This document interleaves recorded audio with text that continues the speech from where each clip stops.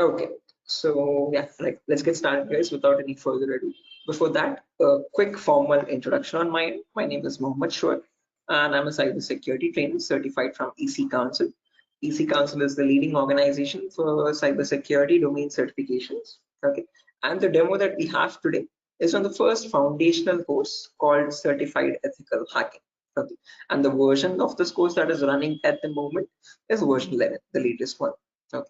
So again, before we get started, this is a common question that I usually ask students, again, to understand their perspective on this topic. So again, guys, don't worry, even if you don't know the answer or if you're not sure about it, still just try to initiate, and let's keep the session a bit interactive and fun rather than just keeping it one-sided. So a quick sample question, like according to you, in your perspective, what do you think hacking is? Anyone?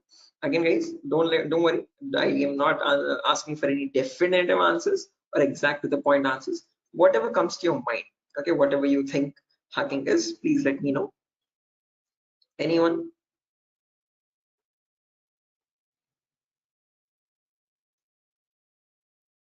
Try to breaking the system. Trying to breaking the system, is that breaking, right? I mean, did I get it right? Break into To the system access Yes, try to to access your personal things like computer, mobile. oh, okay, trying to break into the Uh, system or access personal things. Unauthorized access to the system or a data. Unauthorized access to the system or data. That's a great answer.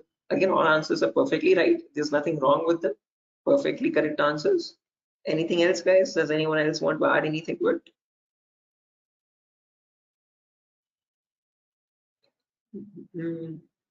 Right, perfect. No worries, guys. Thank you so much for those answers. Those are exactly right. There is nothing wrong with them. Okay, but if I had to just add upon that hacking, that definition, I would add it as hacking is the procedure of trying to gain access to information systems. Okay, these information systems could be anything. They could be from as small as a mobile phone to as big as a web application server or a database or the cloud organization as well. Okay, and this is done without the permission or without the consent and knowledge of the person owning those systems. Okay, so if those systems belong to a third party person, that person does not know that someone is trying to gain access to their information or the data. Okay, and this is usually performed by hackers for their own benefit. So once they get access to the systems, they can steal the data, destroy the data, or sell the data as well to other third party vendors. Okay. Now, depending on this definition, we easily understand that hacking is a malicious job. It is a criminalistic task. If it is such a bad thing to do, why do we have a course called ethical hacking is the second question. Because ethical is something which is legal, which is allowed. And how can it stand beside the word hacking, which is completely contradictory? So to define ethical hacking, on the other hand, this is the procedure of trying to find vulnerabilities. Okay, a vulnerability is nothing but a flaw or a loophole in the information system. So usually manufacturers might make mistakes somewhere here or there in the coding of the application. Okay, so that gives rise to something known as weaknesses in the information system, or in technical terms, it is also called as vulnerabilities. Okay, and this vulnerability finding, or the process of trying to find these vulnerabilities, is done with the consent and permission of the organization. Okay, so this is done in order to report it back to the target, okay, or to the authority, so that they can apply the appropriate patch for it. And once a patch is applied, that vulnerability is closed. It closes the doorway for the hacker to cause any harm. So thereby, with ethical hacking, we're trying to increase the security of the organization rather than cause any harm. Okay, so that is the main difference, guys, between hacking and ethical hacking. Where in hacking, we are trying to find, again, the hacker tries to take advantage of those vulnerabilities and tries to get information access. But in ethical hacking, you're trying to find those vulnerabilities, you're trying to report them back to get them patched so that you can increase the security. Okay, so I hope these two definitions are clear, guys. Again, if you have any questions or if you have any queries, or if you want me to repeat something, please do not hesitate to let me know. Okay, feel free to interrupt me at any certain point. Okay, so now, depending on these two definitions, guys, of hacking and ethical hacking, we can categorize the types of hackers. So basically, there's three types. There's someone known as a black hat hacker, a gray hat hacker, and a white hat hacker. A black hat hacker can also be termed as a cyber criminal who performs hacking for his own benefit, okay, or sometimes even just for fun, without asking for consent. On the other end of the scale, we have the white hat hacker. Okay, white hat hackers are also known as ethical hackers or penetration testers. These are the people who abide by the laws and policies of the organization, and they work hand in hand with them to find the vulnerabilities and report it back. They do that so that they can secure the infrastructure rather than causing any harm. Now, in between, there's a third category, also known as gray hat hackers. Now, from the name itself, you can figure out they have some qualities of the black hat hacker as well as the white hat hacker, hence a mixture. Okay, so like a black hat hacker, they don't ask for permission before finding the vulnerabilities, but once they find the vulnerability, they report it back to the organization. Okay, and that is done in return for a bounty. A bounty is nothing which benefits them. It could be a financial reward or a reputational reward, anything which benefits them or their careers. Right? So all these three types of hackers, whether it be a black hat hacker or a gray hat hacker or a white hat hacker, they perform hacking or ethical hacking in a certain number of steps. Okay? And those steps collectively are called as hacking cycle or cyber kill chain. Okay. Now let me list those steps out one by one so that we can have a clear picture of what the whole course is about, and then we'll briefly discuss about all of them. Okay, so you can ask your questions regarding those. Okay, so the first step that you perform in hacking cycle or cyber kill chain is known as information gathering. Now, certain organizations term this step in different names. They can also call it as reconnaissance or footprinting. Second step is known as scanning. It can also be referred to as enumeration. Third step is gaining access. Fourth step is maintaining access. And the last step is known as reporting or clearing traces. Now, the reason I've specifically mentioned "or" in the last step over here is because that is where it makes all the difference between the white hat hackers and black hat hackers. If you're a white hat hacker or an ethical hacker, you would perform the first 4 steps and then you would generate a report with all the vulnerabilities and the solutions for that and submit it to the organization. But if you're a black hat hacker, obviously you're not going to submit the vulnerabilities, but you're going to take advantage of them. You're going to attack the system, get access to the data, steal the data, and then remove all the evidences, which is nothing but clearing the traces or removing the footprints. Okay, so any questions or doubts, guys, up to this part before I proceed further into the technical part? Any queries or any confusion at the moment? Again, guys, I hope the audio and video is fine. Any issues with my audio or video?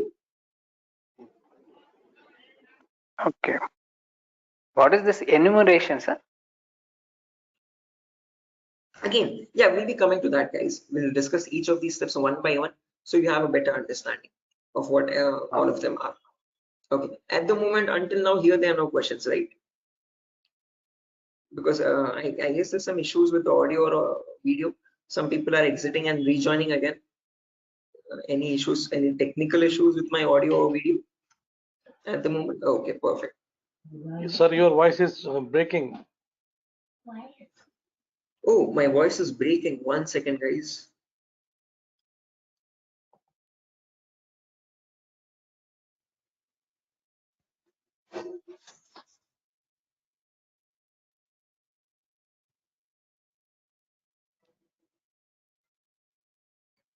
Okay, hello, 1 2 3, hello, 1 2 3.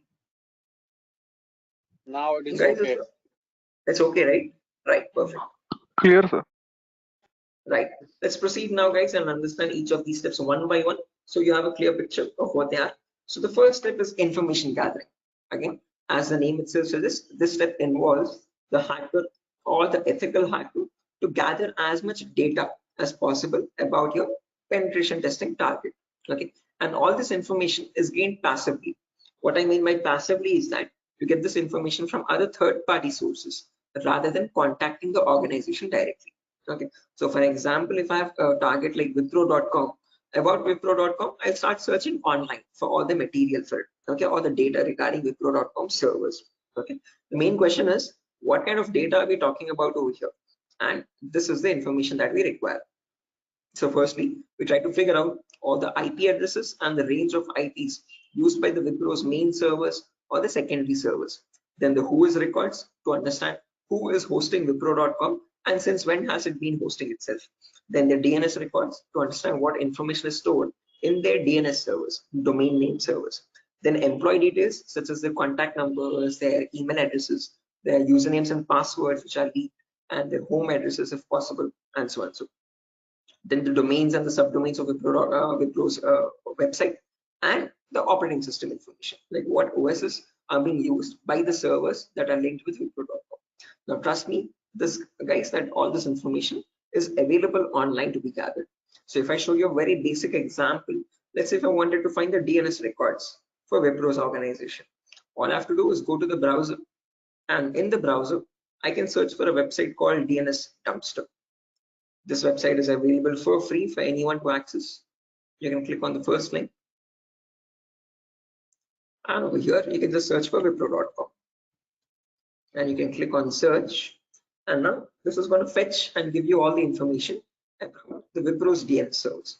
So first things first, it tells you where the Wipro servers are being located on the geolocation map. So it tells us that there are 4 DNS servers for Wipro. As you can see, these are their host names, exact host names, and these are the exact public IPs. These IP addresses are very important for a hacker or an ethical hacker to proceed with the further steps of scanning and enumeration. Okay. After that, we can see that there's the host record telling us what are the Wipro servers IP addresses and the subdomains IP addresses. So this is the main Wipro.com server, which is being hosted on the IP 66.7.148.227. Again, this information is very relevant for a hacker or an ethical hacker to proceed further. Further down, you can also see it also gives us the complete network topology. So this is how Wipro servers are connected to one another, and we have the whole network topology with the host names and their IP addresses. Okay, so this is basically whole Wipro's organization main server data.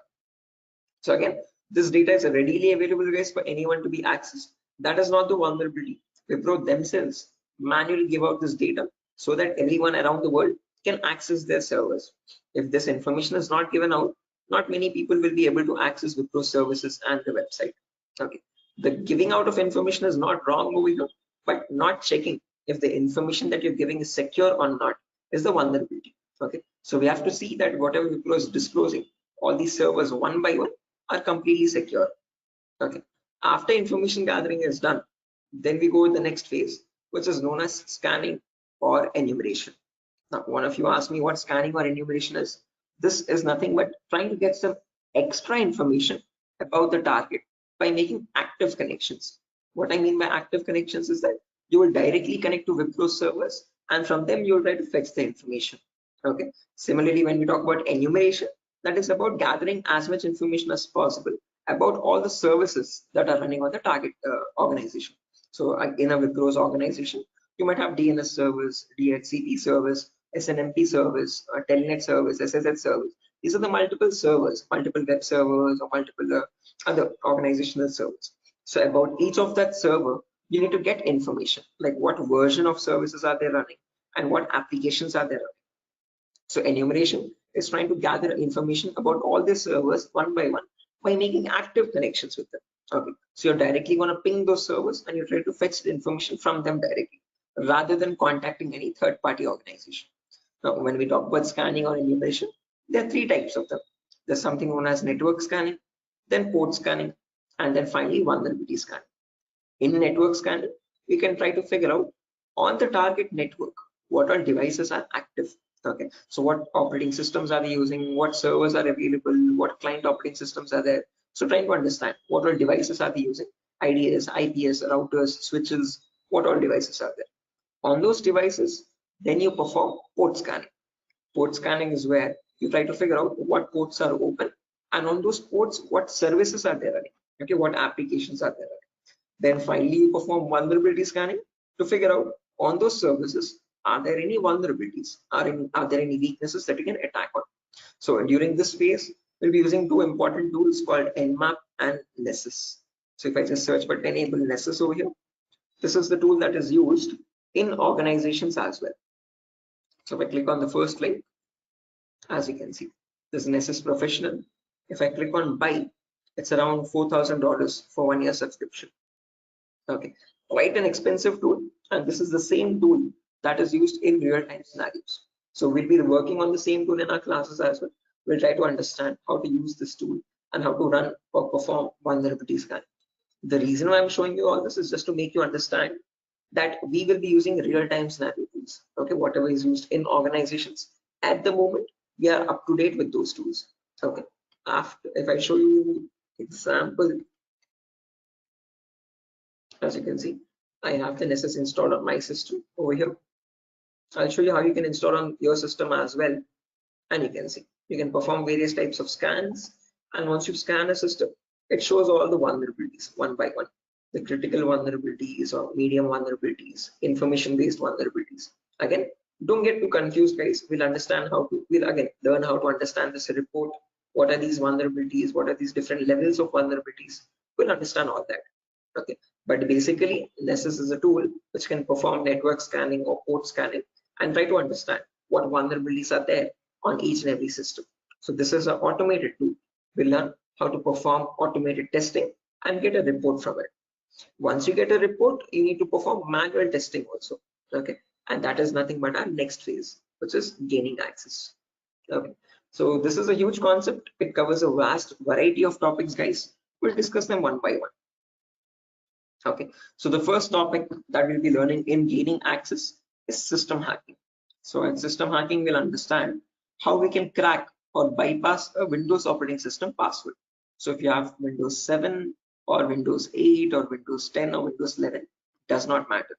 Okay, whatever operating system you have, how do we crack that operating system? How do we get the information about their passwords? If you are unable to get the passwords, how can we bypass authentication and get access to the internal files is what we learn in system hacking.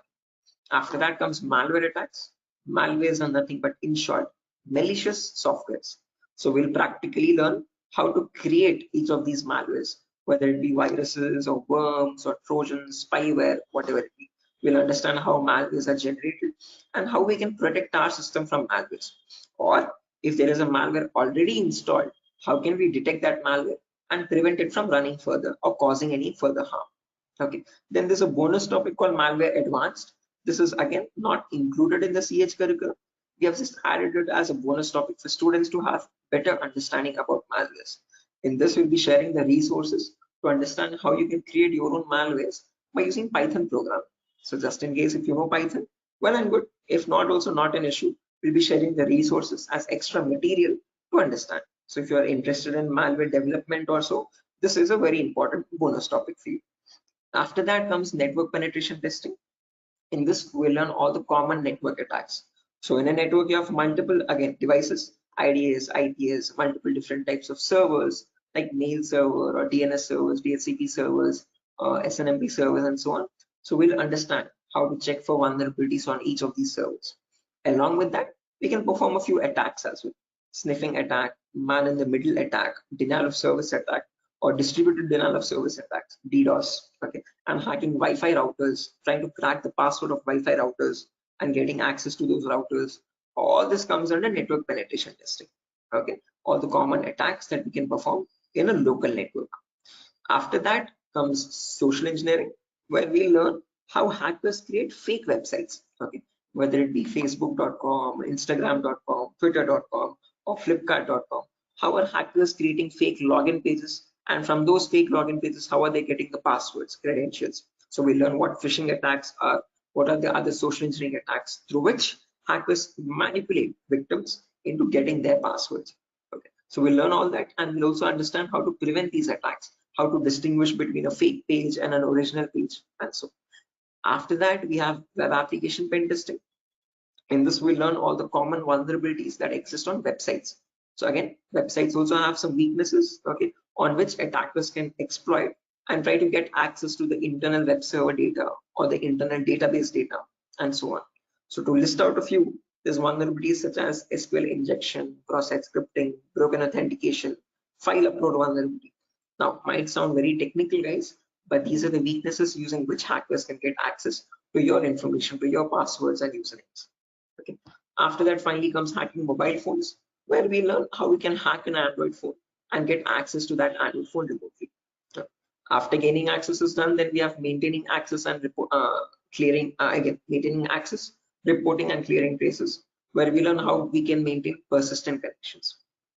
So if the target is restarting his system or shutting it down and starting after a very long time, how do we get access to that data? how do you still stay connected to the victim machine, is what we learn in maintaining access. After that comes the reporting of recurring traces, where I'll show you how you can generate a report and submit to your client or submit to your organization, or how do you remove the evidences. So this course is designed in such a way where we learn both the perspectives of a black hat hacker as well as a white hat hacker. Okay. And it's designed in a completely practical way, no theoretical nonsense. Every day we'll have a class for 1 hour where the first 20 minutes we'll discuss the theoretical part, understanding what that attack is or how to prevent that attack. And then the remaining 40 minutes we'll discuss the practical part of it, okay, with real-time scenario tools. To list out a few tools, we'll be using this tool such as Nessus, we'll be using Nmap, we'll be using Burp Suite, we'll be using the whole main Kali operating system, okay, which I have over here, as you can see. Okay. Before that, let me show the course content as well, guys, very quickly. So yeah, this is over here, the course content for the whole course. Okay, and the course is for a duration of 35 days, where we learn from the very basics itself. So most of the students ask this as a question, like, sir, are there any prerequisites? Do we need to learn something else separately? No, this course is designed in such a way where even a 10th standard student can come and learn the course for, without any trouble. Okay, because all the prerequisites are included in the course itself. So before we dive into the advanced concepts, there's a few prerequisites which we will cover. The first few introductory classes. First things first, we learn about networking basics. We learn what IP addresses are, what are IPv4 addresses, what are IPv6 addresses, what is a DNS server, what is DHCP server, all the important protocols, what is TCP protocol, what is UDP protocol. We'll discuss all that in networking basics. Then we'll jump into virtualization. Okay, virtualization, because as you can see over here, I'm running my Windows 11 operating system. On top of this, I'm running my Kali OS. Kali is a Linux-based operating system. Okay, and we need to install this. The reason being, this comes pre-installed with all the penetration testing tools. So for information gathering, web application attacks, password attack, Wi-Fi attack, all these tools are available in Kali Linux. These are not available for you in Windows. So that is why we need to understand how to install this Kali operating system. Okay, and for that we need a tool such as VMware. VMware is a virtualization software. This allows you to install multiple operating systems on the same machine. So I have my Kali OS, I have my Windows 7 OS. All of these are running on my Windows 11 operating system, as you can see. Okay, so on my Windows 11, I can run my Kali, Windows 7, whatnot, as many operating systems as I want. After that is done, then we learn basic Linux and Windows commands, because as I've mentioned, we'll be using Kali Linux. So we need to know how to operate that OS. Okay, so we'll understand what the basic Kali commands are. We'll get familiar or comfortable with the Linux environment, and then we'll dive into the advanced concepts. Okay, so there's a few extra concepts there mentioned as well, as you can see over here: cryptography, reverse engineering, IoT, cloud security. These are not mentioned in the presentation for us, but these are all the topics that we'll be covering. Okay, the whole course duration is around 1 month, guys, 30 to 35 days, and we'll have a class from Monday to Friday onwards for every day for 1 hour. Okay, and the timings will be same. We'll have timings at 8 p.m. Every class will be recorded, and you'll be getting the recordings as well online, which we will have permanent access to. So just in case if you're missing out any class, you can access the recordings whenever you want. Okay, if needed, we can take backup classes as well on Saturdays and Sundays, just in case if there's a lot of absence. Okay, so yeah, that's that, guys. A quick introduction on what the course is and how long the duration of the course is. If you have any questions, you can shoot at me right now. Please let me know, guys. Any queries? Anything that you want me to repeat or so? Can you hear me?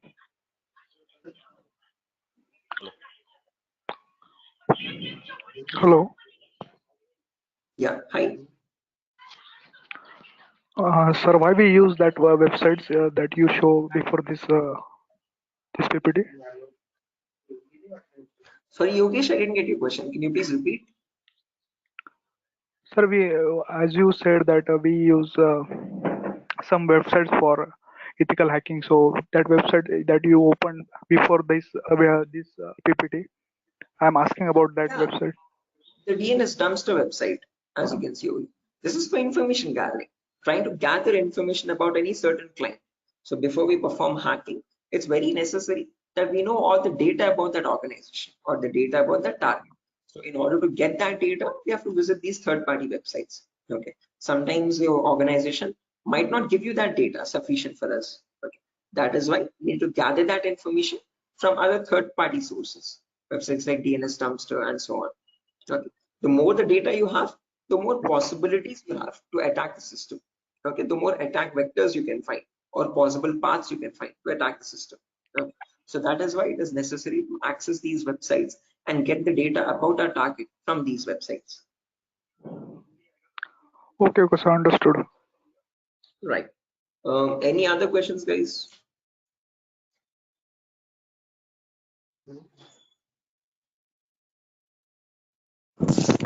Sir, which type of penetration testing we are going to learn here? Again, CEH is a very comprehensive course, guys. We're not going to be going into any advanced level penetration testing, but we will learn all the kinds of, whether it be web application pen testing or network penetration testing or system hacking or Android pen testing. We'll be covering the basics of all of them. This is a course designed for people who are completely new to cybersecurity, and we can't leave out any endpoint. So we need to understand how to perform network security testing. We need to perform web security testing, Android security testing as well, and Windows or Linux security testing as well. So we'll be learning all of them one by one. Okay, we'll be covering each and every endpoint that is left, as you can see over here in the course content.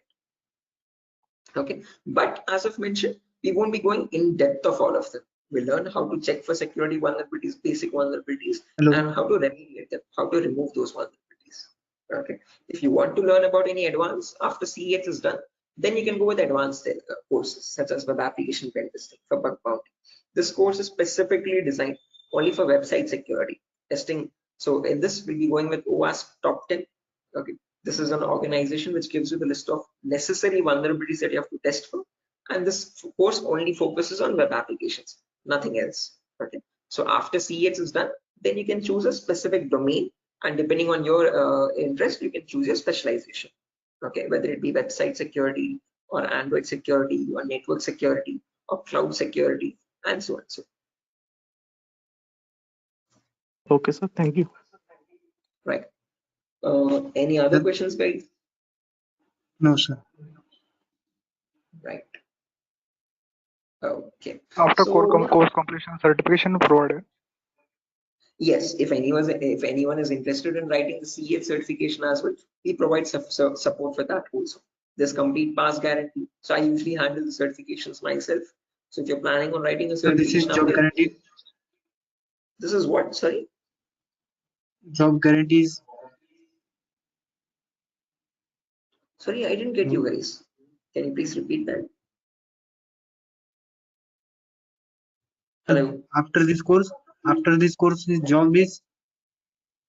He's asking Oh a yeah, placement assistance. job assistance. Again, guys, at Durgasoft, you're not going to be providing any confirm guarantee that we'll be placing you in an organization, but we'll be sharing your resume once you forward it to our consultancies. Okay, so in the price of 8,000 rupees, we are only including the course content with the course completion certificate. And if you're planning on writing a certification, we will give you certification support as well.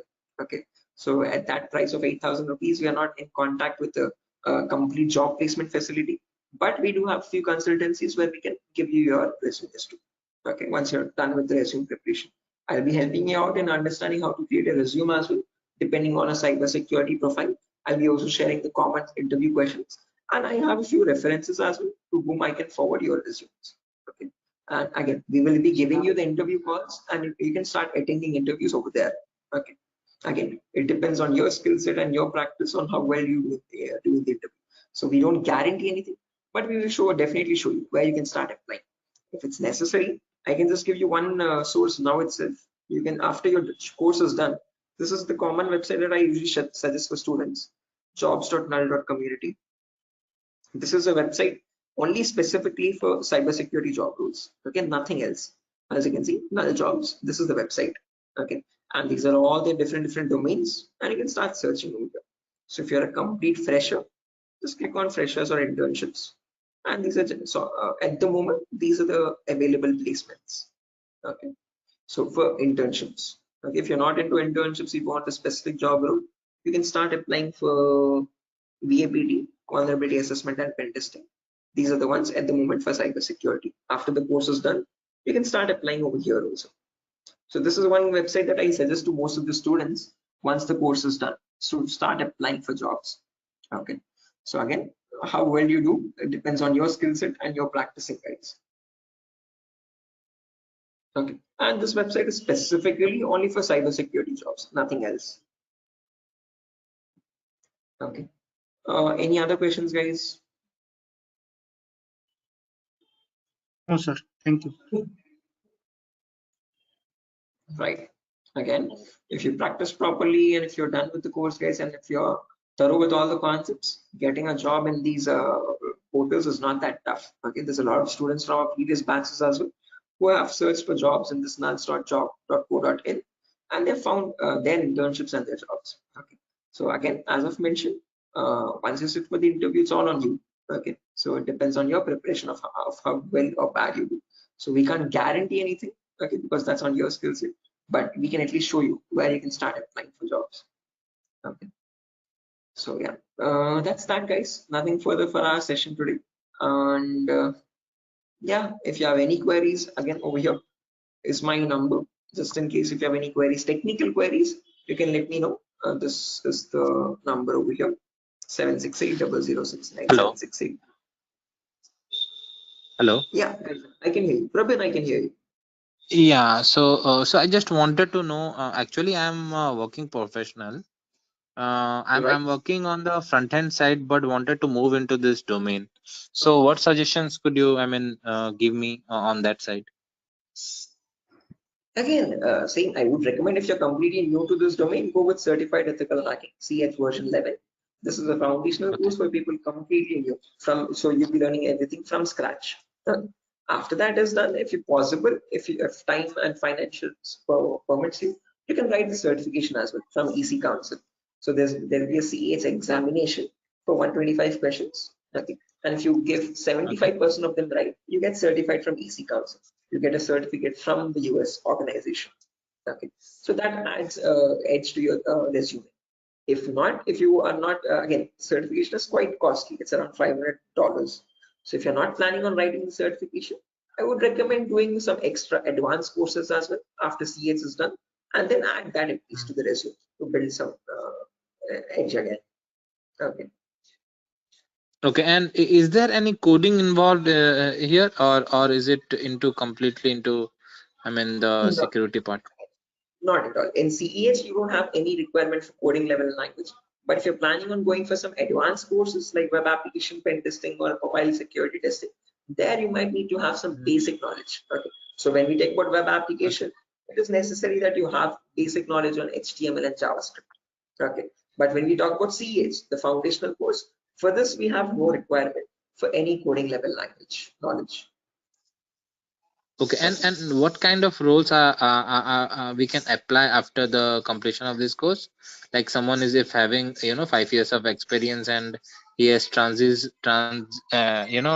into this particular cybersecurity, what kind of roles would be available? Again, as you can see over here, these are the roles that you can start applying for. VAPT assurance lead, VAPT senior security analyst, cybersecurity consultant. These are all the job roles. Penetration tester, security analyst, or monitoring job roles, and so on. Vulnerability Okay. assessment tester. These are the job roles you can start applying for. Okay. Cool. Thanks. Right. Any other questions, guys?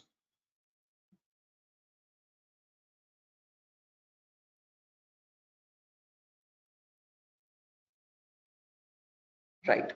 Assuming there's no more questions, guys. So yeah, that's that for a session. Nothing further.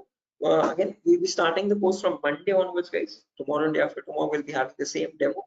So just in case if you have joined late also, you can join tomorrow as well at the same time. And if not, you can directly join the course on Monday. Okay. If you have any further technical queries, guys, here's my contact number as I've mentioned already.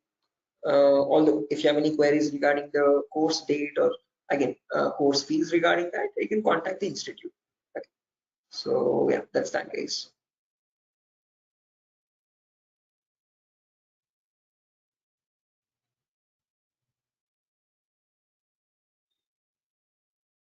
Sure. So I'm gonna be exiting, guys. I hope you have enjoyed the demo. And yeah, if there's any queries, please do let us know how we can help you. Okay. Have a good day, and I'll see you soon. Bye bye.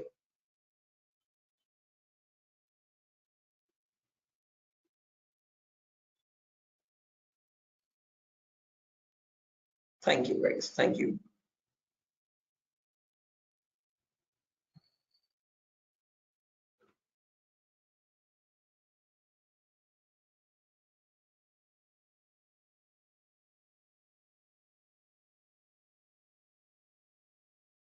Okay.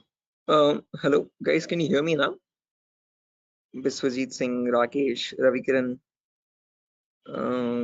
Maman, Shiva, Sujata. I hope I'm audible now, guys. Yeah, Biswajit. Can you hear me now? Yes, we can. Right, perfect. So let's just wait for 2 more minutes, guys, for the other people to join as well. And then we'll be starting the session. Until then, if you have any queries or if you have any questions before we start the session, you could please let me know.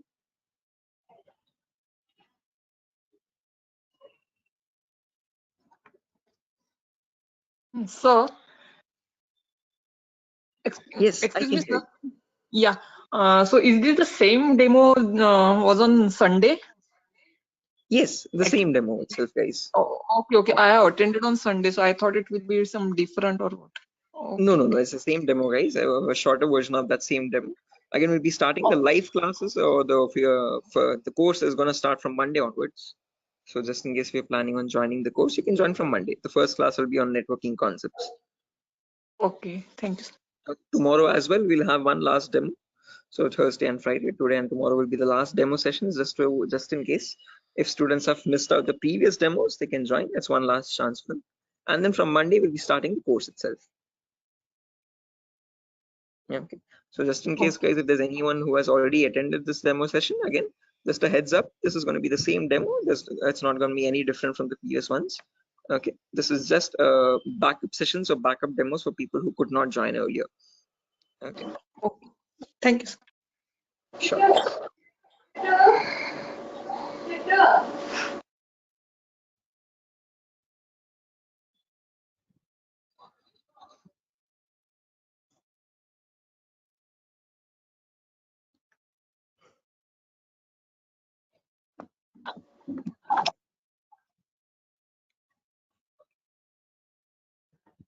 Sir, it means I can directly join on Monday because yesterday I was also present. Yeah, sure, guys. Again, as I've mentioned, it's the same demo. It's not gonna be any different. So this is only for people who are completely new to it, who have not attended the previous demo sessions. So if you have already attended the demo session, guys, you can join back on Monday itself directly. Okay, and the timing will be same at 8 p.m. Same time, 8 o'clock in the night. Okay, thank you. Sure. Okay, guys, so let's get started without any further ado. Before I get started, a quick formal introduction on my end. My name is Mohammed Shoaib. I'm a cybersecurity trainer certified from EC Council. EC Council is the leading organization for cybersecurity domain certifications. Okay, and one of the courses that it provides for people who are completely new to this domain is Certified Ethical Hacking version 11. This is the latest version of the course that is running at the moment, and this is a course designed in such a way for people who are completely new to this domain. So if you have no knowledge about what cybersecurity is or what hacking or ethical hacking is, this is the course to get started with. Okay. So before I proceed further, this is a common question that I usually ask all the students just to understand their perspective on this topic. So again, guys, let's keep the session a bit interactive and fun.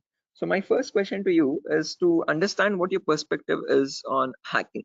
So again, not asking for exact definitive answers, guys, but just to understand your view on it. Okay, so whatever comes to your mind, please do let me know. In your terms, what do you think hacking is? Anyone? There's Biswajit, there's Maman, Rakesh, who else? Shafiuddin, Shiva. Hello, Yeah, Biswajit, I can hear you. sir. Actually, according to me, hacking means to hack the information of organization or any Okay. systems.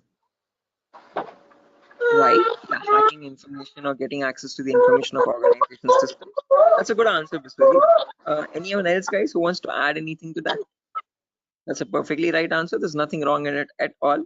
Perfectly all right. Any other additions to that, guys? Anyone who wants to append anything to that answer?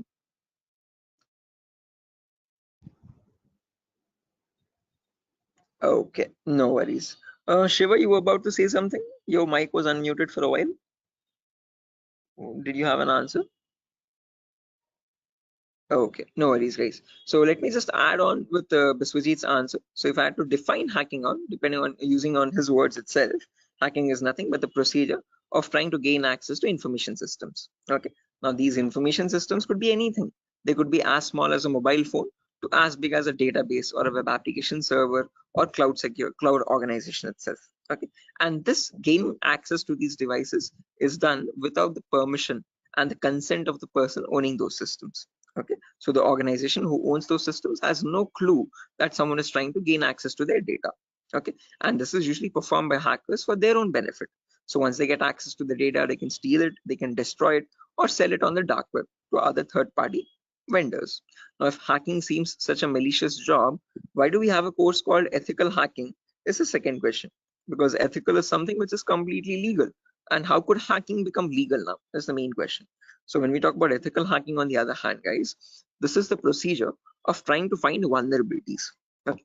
A vulnerability in simple terms can also be called as a weakness or a loophole in the information system. And using these weaknesses only, hackers try to get access to the target informations, target information systems data. Okay, so your job as an ethical hacker would be to find these vulnerabilities before a hacker does, and this is done with the consent and permission of the organization. So once you find these vulnerabilities, you have to report it back to the organization so that they can apply the patch for it. And once a patch is applied, you're thereby increasing the security of infrastructure and preventing hackers from causing any further harm. So with ethical hacking, you're trying to increase the security and make the infrastructure much more secure and stronger compared to what hacking is. Okay, where you're trying to exploit vulnerabilities. Okay, so are these two definitions clear, guys? Like what is hacking and what is ethical hacking, and how are they different from one another? Because most of the students have a misconception that both these terms are one and the same. No, guys, we're not going to be performing hacking. We'll be learning ethical hacking in the course. Okay, we won't be exploiting the vulnerabilities, but we'll see how to search for them, how to find them in an organization's systems, and how to report them back to the organization. Okay, so that we can prevent hacking from happening. Now, depending on these two terms, guys, we can categorize the different types of hackers as well. So we have someone known as a black hat hacker, then we have someone known as a white hat hacker, and in between there's someone known as a gray hat hacker. Okay, so firstly, the first category is black hat hackers. These people are also commonly referred to as cyber criminals. Okay, these are people who perform hacking for their own benefit, and they do this by asking no consent at all. On the other end of the spectrum, we have the white hat hackers, who are also termed as ethical hackers or penetration testers. Now, these people perform ethical hacking, or in simple terms, penetration testing, to find all the vulnerabilities in the organization. And they do this by asking for consent and by following all the laws and policies set by the organization. So they do not cross any line, they do not perform exploitation of any vulnerabilities, they only work to increase the security of the organization. Now, in between white hat hackers and black hat hackers, there's someone else known as a gray hat hacker. Now, as the name itself suggests, these people have both the qualities of black hat as well as a white hat hacker. Like a black hat hacker, they don't ask for permission before finding the vulnerabilities. But once they do, once they find the vulnerability, like a white hat hacker, they report it back to the organization. Okay, they don't take advantage of it, they don't exploit it and try to attack the system, but they report it back so that they can help the organization. But it's a give and take relationship, so it's a there's kind of a bargain over here. Okay, the catch is that these gray hat hackers ask for a bounty in return. Okay, a bounty is anything which benefits them, so they could ask for some prize reward, or they could ask for some reputational reward, anything which benefits their career and profile. Okay, and that is why, in simple terms, they are also known as bug bounty hunters. They find bugs in return for a bounty. Okay, so they are hunting for bugs.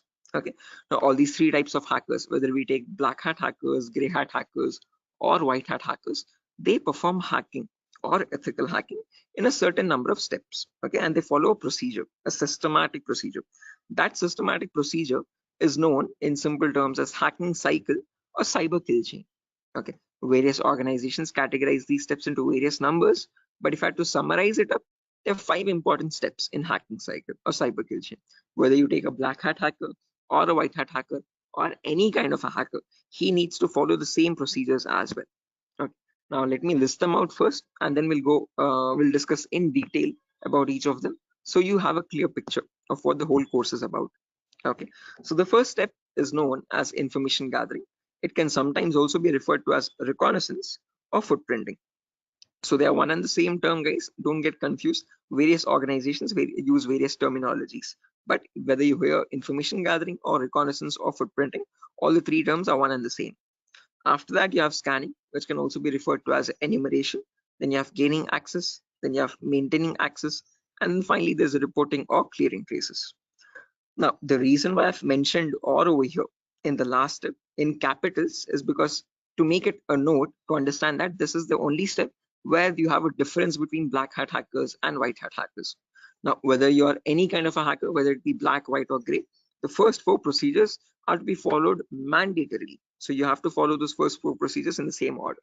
After that, in the end, what changes is the last thing that you do.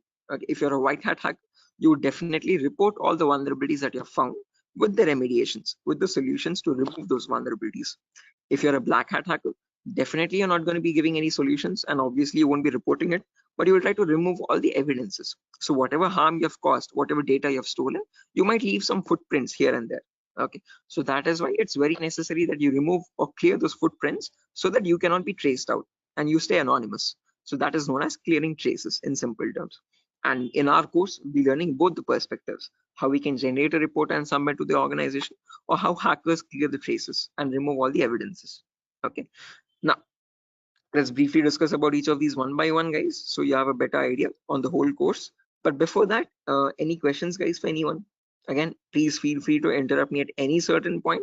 Do not hesitate to ask a question. Please let Hello, me know. Yeah, Biswajit, I can hear you. sir. Is this class is getting recorded?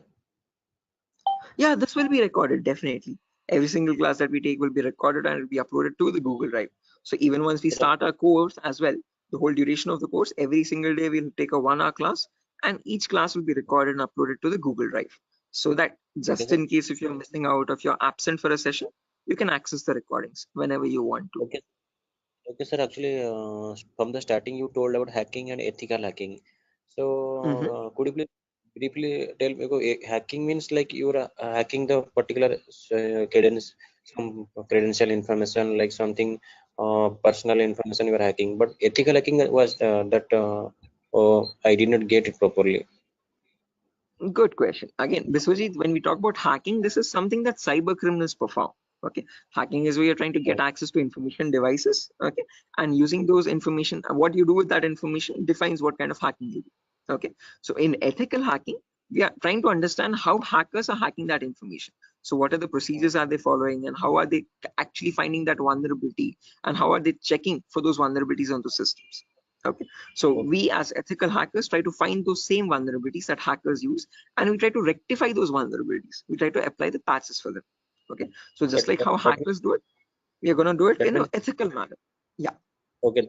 That means, sir, if a hacker is trying to hack some particular information, and the ethical hackers are there to prevent that through their coding or whatever the algorithms. I think. exactly. Again, in simpler terms, it's not about algorithms and stuff, but it's about the source code actually. Okay, so whatever it is known as a vulnerability. A vulnerability is a weakness or a misconfiguration of the system. So ethical hackers do the job of finding those vulnerabilities before a hacker can cause any harm.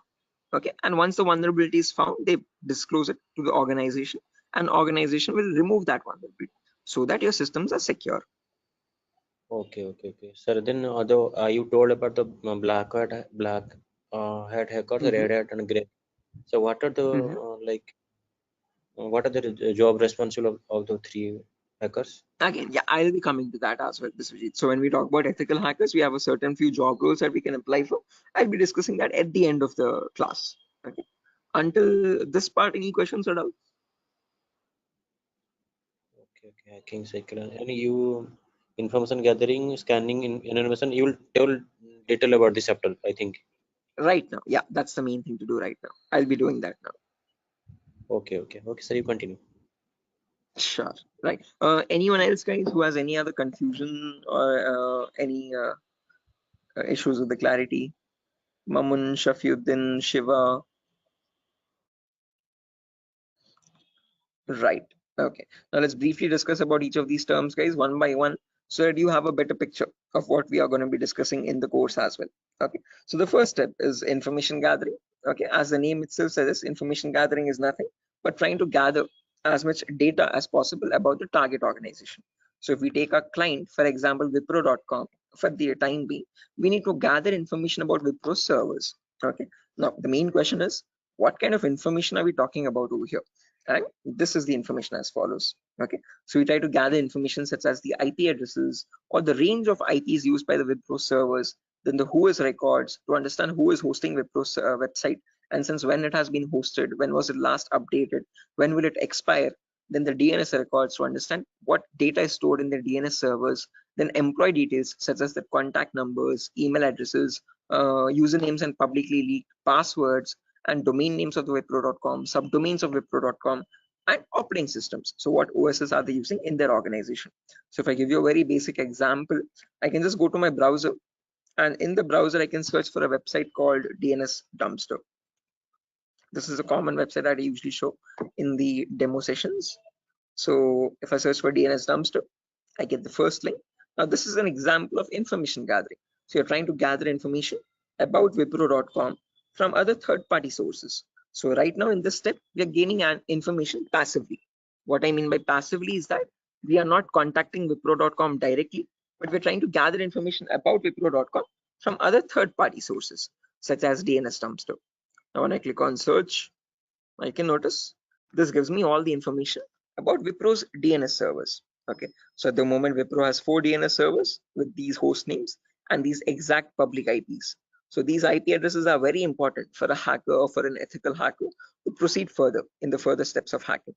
Okay, after this information is given out, we can see the mail servers, we can see the DNS servers, we can see all the host records, which are nothing but the main servers of Wipro.com, the main domain name and the other subdomains, and their exact public IPs. Scroll down much further and you can see the whole complete network topology. So this is how Wipro's servers are connected to one another. Okay, so these are all the servers of Wipro. Okay, the main domain and all the subdomains, and the mail servers also, mail or DNS servers. Okay, so this gives us complete information of all the endpoints that you have to test for complete security of Wipro. Okay, now this information is given out by Wipro itself. It needs to be given out. It is mandated so that people can access their services. Okay, what that is not the vulnerability, guys. Giving out the information is not the vulnerability, but not checking if each of these endpoints are secure or not is the vulnerability. So a pen tester or an ethical hacker needs to check for each and every endpoint and see to that that on each of these servers there are no unnecessary ports running or unnecessary services running which are having vulnerabilities. Okay, so now next comes the scanning phase. So after you gather information like this about a target organization, then we go with the scanning phase. Okay, scanning is where we get some extra information by directly contacting the servers. Okay, so to gather more information by making active connections with the direct target. So in this phase we'll be using 3 types of scanning. There's network scanning, port scanning, and vulnerability scanning. In network scanning, we try to figure out on the target network, on the target organization, what all devices are being used. So if we take Wipro for example, in Wipro's company or in Wipro's office, what all devices are being used, what servers are they using, what firewalls are they using, what IDS, intrusion detection systems or intrusion prevention systems are they using, and what all services are they using, DNS, DHCP, and so on and so. Okay, once we know that, then we perform port scanning to figure out all the services as well and their version details. So if they're using DNS service, what version of DNS are they using? If they're using mail services, what mail services are they using and what versions are they? Okay. Finally, perform vulnerability scanning to find the weaknesses on those servers. So if there's any application with an inbuilt weakness, or if there are any misconfigurations like weak password or default unnecessary ports open, all that comes under vulnerabilities. So we scan for vulnerabilities by using some automated tools. Okay. So if I go to the browser now, I can show you one of the very important tools, which is Tenable Nessus. So this is the same tool that is used in organizations, guys. As you can see over here, quite an expensive tool as well. If you click on buy, You can say it's around $4,000 or so for 1 year subscription, and we shall be using the same tool in our lab setup in our classes. So let me show you how the tool looks like. Admin password. Yes. So again, default password, default credentials, policies, scan templates. So this is how your Nessus tool looks like, guys. So this is capable of performing your network scan or port scan or vulnerability scan, and gives you the list of vulnerabilities. So once you perform a scan, it shows you in your network whatever devices are there, what vulnerabilities are there on those devices. So it categorizes the weaknesses on the system in 5 levels: information, low, medium, high, and critical. So if a company has any critical vulnerabilities, it means hackers can easily get access to their servers. Okay, so we'll understand how to perform vulnerability scanning, how to know if a system has any vulnerabilities, and if hackers can hack their organization so easily. Okay, if they can hack, how do we provide the solutions is also what we learn. Okay, after scanning is done, then we go with the next phase, which is gaining access. Now this is a huge concept, guys, covers a lot of variety of topics, and these are the topics as follows. Before I proceed further, any questions or doubts up to this part, guys, in information gathering or scanning?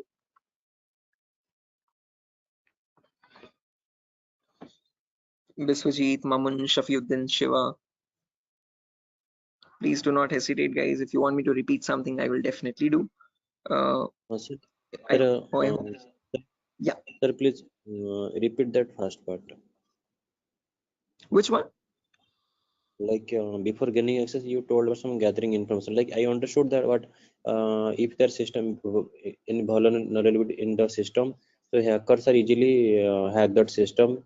So I understood somehow. Oh yeah, in information gathering again, Biswajit, as I've mentioned, we try to gather information from other third-party websites. So there's websites like DNS Dumpster, Hunter.io. So from other third-party sites, we gather information about the target. After that, then we perform scanning. So we directly get access to target servers or whatever target it is, whether it is Wipro.com or so and so. Okay, and in their target organization, we perform the scanning to figure out in their network what devices have what vulnerabilities. So in my local network, I have scanned for 3 devices, and in each of these devices, I can see the weaknesses on each system. Okay, tells you what the weakness is. Okay, if there's an unsupported OS, what is the solution to remove that vulnerability, and what can be performed with that vulnerability. So this scanning tool gives you that up-to-date information. Okay, so this is all this all comes under automated vulnerability scanning. Okay, so this is something that you always perform in an organization to test for vulnerabilities on different systems. Okay, it is software. Yeah, it is a software. This is the Nessus tool. The Nessus tool is nothing but a software that we have. Okay, sir. Okay. Right, so this is the same tool that is used, the same software that is used in organizations as well. Okay, and we'll be running in real-time scenario. Whatever tools that are being used, we work on them in real time. Okay.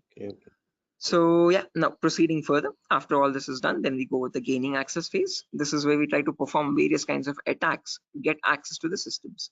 Okay, once we perform the scanning, once we know that these are the vulnerabilities on which you can attack on, next part is nothing but to attack directly, which is nothing but penetration testing. So in this, as I've mentioned, there's a huge set of topics. Okay, so let me discuss them one by one. So first topic that I will be discussing is system hacking. So in system hacking, we learn how we can hack or crack or bypass a Windows operating system password. So whether it be Windows 7 or Windows 8 or Windows 10 or Windows 11, doesn't matter. How do we crack or how do we bypass the password is what we learn in system hacking.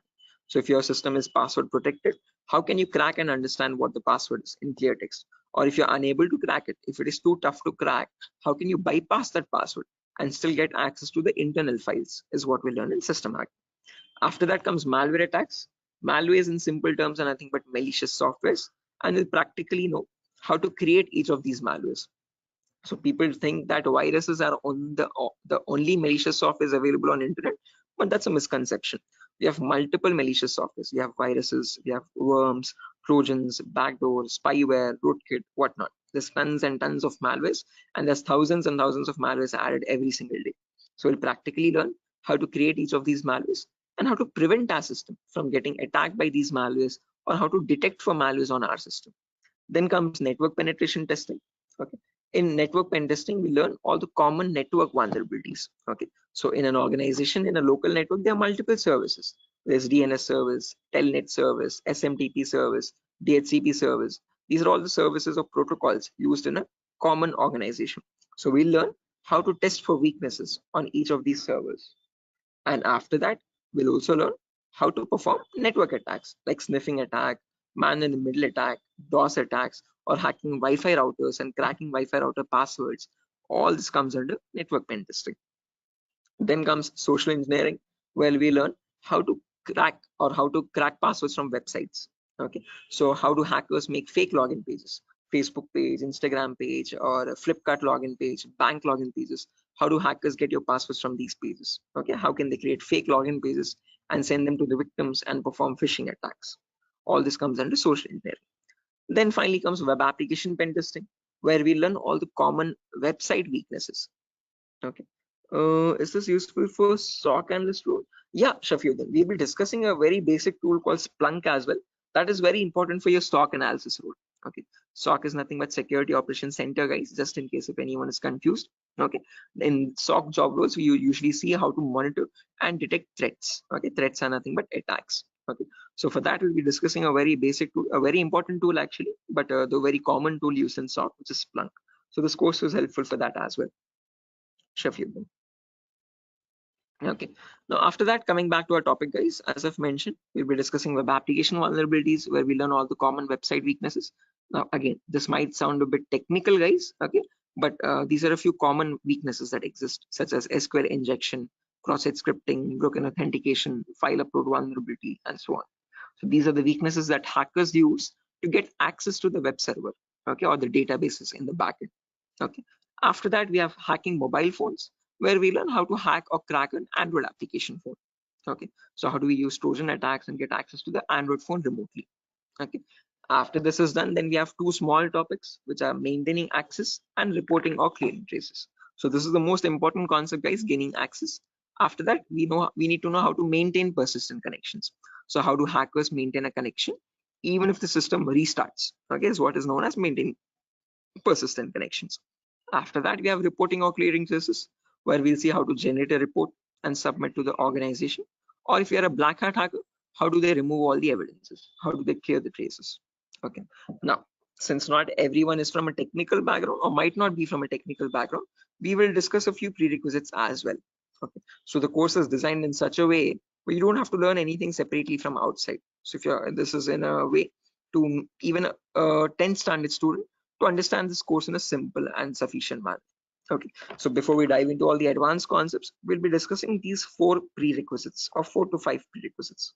So first we'll learn basically what ethical hacking is, or how is it different from hacking. Then we learn virtualization. Okay. The reason why we need to learn about virtualization is because we'll be using a tool called VMware. So as you can see on my desktop, this is my Windows 11 operating system, and on this I have my VMware application. Okay, this VMware allows me to run multiple operating systems on one single machine. Okay, so as you can see, I can run my Kali OS, I can run my Windows 7 OS, Ubuntu OS, and so on and so. Okay, the reason why we need virtualization is because we need to run something known as Kali Linux. This is a Linux operating system, guys. Okay, and this is very important for us because this comes pre-installed with all the penetration testing tools. Okay, for hacking tools or ethical hacking tools. As you can see over here, there's information gathering tools, there's web application testing tools, there's password attacking tools, Wi-Fi attacking tools, and so on. So these are the tools that specifically come only with Linux OS. Okay, they're not available in your Windows operating system. So that is why we need to know how to install this operating system and how to use this out. Okay, again, one good thing is this is completely free and open source. Anyone can download this operating system from the official website kali.org. Kali.org. Okay, so how to download this and how to install this is what we learn in the virtualization class. After that is done, then we will go with basic Linux and Windows commands. So as I've mentioned, Kali is a Linux OS. So we need to understand how to use a Linux operating system. What are the basic commands in Linux and how is it different from Windows operating system? After that, we learn basic Windows server configuration, how to configure a DNS server, how to configure a web server in Linux, in Windows OS. Okay, and after all that is done, then we go with the important concepts. Okay, information gathering, scanning, enumeration, then gaining access, maintaining access, all that comes after that. Okay, so until these concepts are done, then you'll be ready for all the advanced concepts. So this is designed in such a way where you don't have to learn anything separately from anywhere else. Okay, so after that, again, there's a few bonus concepts as well, guys, such as cryptography, reverse engineering, IoT, cloud security, Splunk. So these are not included in other institutes. Okay, these are a few concepts that we have specifically designed in such a way so that you can proceed further and learn advanced courses as well if you're interested. Okay, so yeah, that's that, guys. Again, one last thing, the whole course is for a duration of 1 month, where you'll have classes from Monday to Friday every day for 1 hour. Okay, and every class will be recorded and it will be uploaded to Google Drive. So just in case if you're missing out any classes, you can access the recordings as well. Okay, so yeah, that's that, guys. Any questions on your end? Yeah, Biswajit, you were asking me one question, asking about the job roles, I guess. So once you're done with the course, you can start applying for job roles like SOC analyst, vulnerability assessment tester, or penetration tester, or again, security engineer, and so and so. Okay, so these are the job roles that you can apply for once you're done with the course. Actually, I have taken this course on. I was just learning this course just to get a job in that ethical hacking, like information security, and in any IT company. So actually, sir, as I came to know that, sir, is there any like coding algorithm required to just like to do such kind of activity in Good ethical question. hacking? Great question. This is a very common question that is frequently asked by students, that do we need any coding knowledge required for this course? Definitely not. So, sir, in CEH we will be discussing again. We will be primarily focusing on Linux operating systems. So we need to know how to use a Linux OS properly. Okay, so that is the only requirement which we will be learning throughout the course. Okay. Other than that, you do not require any coding level language knowledge at all. Okay, so coding or development knowledge is not at all necessary. Wherever it is, we will be discussing that basic necessity of it. Okay, so there are certain topics where we have a topic called malwares. So in this we learn how to create malwares. Okay, so in that one topic will require basic coding language knowledge, but again, that itself I will myself be teaching it. Okay, so you don't need to learn anything separately from anywhere else. And other than that, this one topic malware, we won't be using coding language at all anywhere. Mhm. So Ajay, so actually I am doing job in Linux support, like technical support. That's great. This is going to be a lot easier for you then. Mm. So actually that's why I want to change my career, change my like next job into information security on the doing ethical hacking courses. Yes, I one more thing that, sir, is there is it necessary to get the certification on ethical hacking, like you have done something Right. hack? Again, it gives an edge, Biswajit. It's better to have a certification. If you're not going with certification, I would recommend you learn a few extra courses as well. Okay. After certified ethical hacking is done, then go with one advanced course, one specialization course like network security or web application security or so and so. So that will add you some much more value to your certification. Okay. So into your resume actually. Okay. So it's better to have certification. But if you're not having certification, just to increase or broaden your skill set, learn an extra course after CH in cybersecurity itself. Okay, there's many streams. Okay, we provide web application security as well, testing. So you can join this course as well, just in case if you're not doing a certification. Okay. Okay. So after that, web application security is another course. Yes. Okay. So in this syllabus, sir, what we will learn totally, overally, what we learn, how much we can work in a company? Again, as I've mentioned, CH is the foundational course, so you'll be learning about all the endpoints. So you won't be focusing on one of them, but all the comprehensively all endpoints. So we'll learn network security also, we'll learn wireless security also, we'll learn Windows and Linux hacking also, we'll learn Android security also, and we'll learn web application security also. But in CH, one thing is you are going to be like a master of, jack of all trades, master of none. So you're not going in deep, you're not specializing in any one of the fields, you're learning about all the fields. After that, you can choose one specialization and you can focus on that. You can either go towards web security or cloud security or network security. Depends on your interest. Okay. Understood, sir. Right. Then that will the final and long-term career. Long term, yes. Okay. To get started first, usually in cybersecurity, you usually get monitoring job roles for a few months. Okay. After that, Okay. then you can go into deeper course. Mamun, are you going to teach all security courses? Yeah, I'm the same tutor, Mamun. So after CH is done, if you're planning on going with cloud security or web application security, we provide those as well. At the moment, mobile and network is not included, but just in case, since student, there's a huge boom, there's a huge requirement for web application. So that also I provide. Okay. Okay, sir. You can go with 1 year experience, Shafiuddin, not more than that with CEH. But if you like add a few more courses after that, like after CH, if you do web application and also, you can add a couple years experience, like 2 or 3 years of experience as well. Okay, because you need to know more tools with such years, which that huge years of experience. They will ask you what tools you have worked on.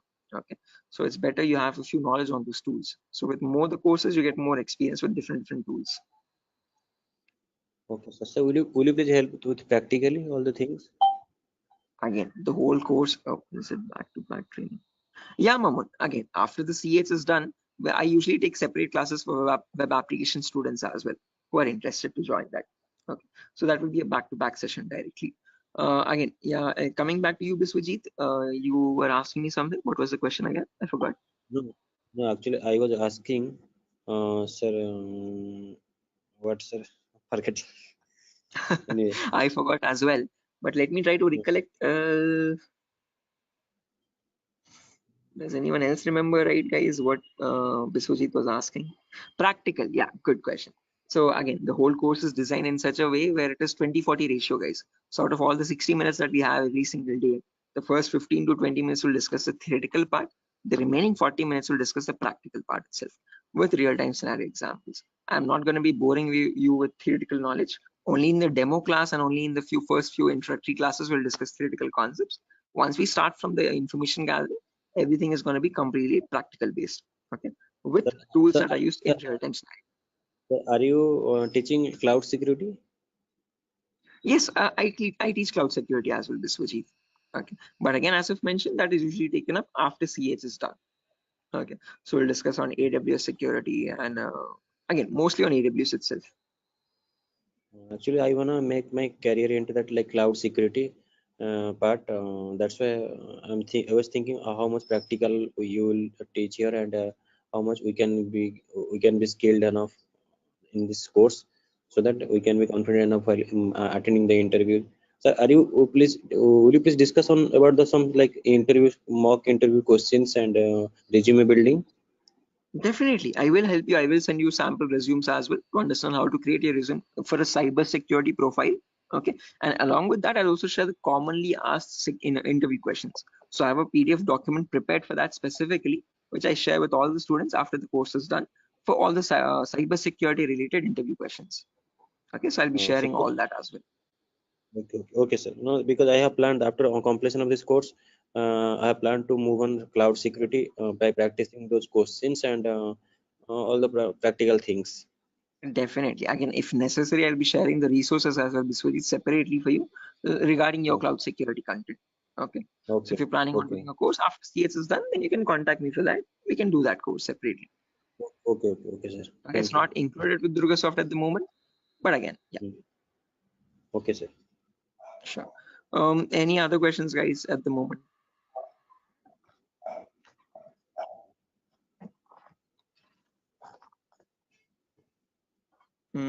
Okay, assuming there's no questions, guys, I'll be ending the session over here.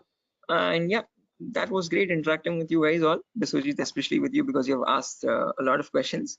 So I hope everything is clear and you have no more unresolved queries.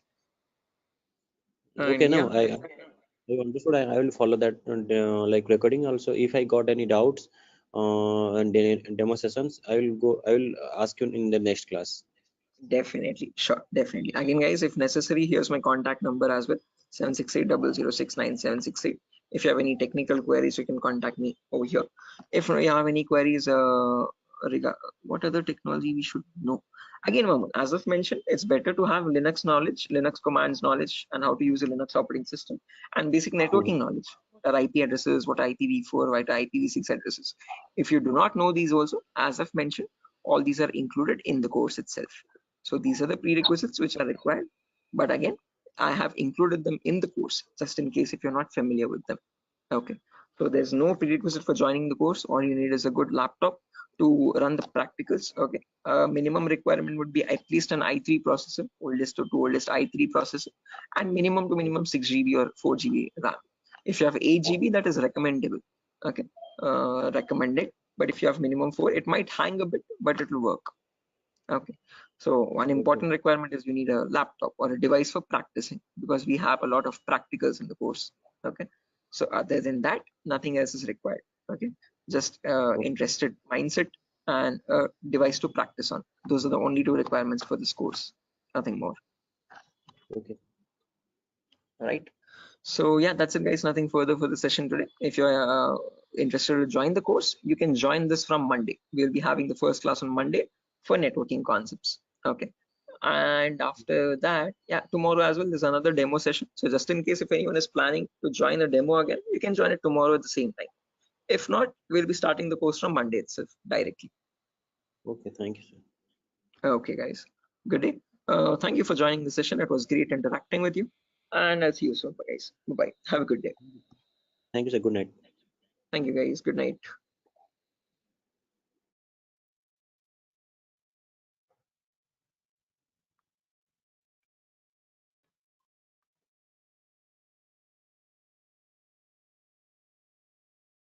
Guys, can you see the screen now? Yeah, I can see you now. Yes, sir. The Yes, it's Sujata, visible. Somat, Yes, sir, it's visible. right? Perfect. Thanks. Okay, how many people are there?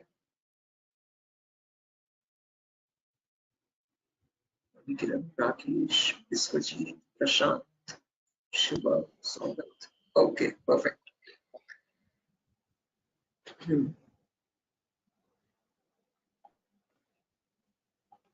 Okay, guys, let's get started with the session without any further. I am already a bit delayed in starting the session, so sorry for that, guys. I was stuck in a work. There was an issue with a security vulnerability actually with one of the organizations, so I was stuck with that. But anyways, let's get started with our class today. With our first session today will be on basic networking concepts. Before I get started, any issue with my audio or video? Anyone? Is everything fine? Can I proceed with Yes, the sir. class? No, actually, we are getting some like noise. A kind Oh, of there's some issue. background. Yeah, Yes, the we can call it as not a kind of. not clear, sir. 1 second. Thank you. 1 second. I'll just change my microphone. Just give me a second for that. Yes, yes.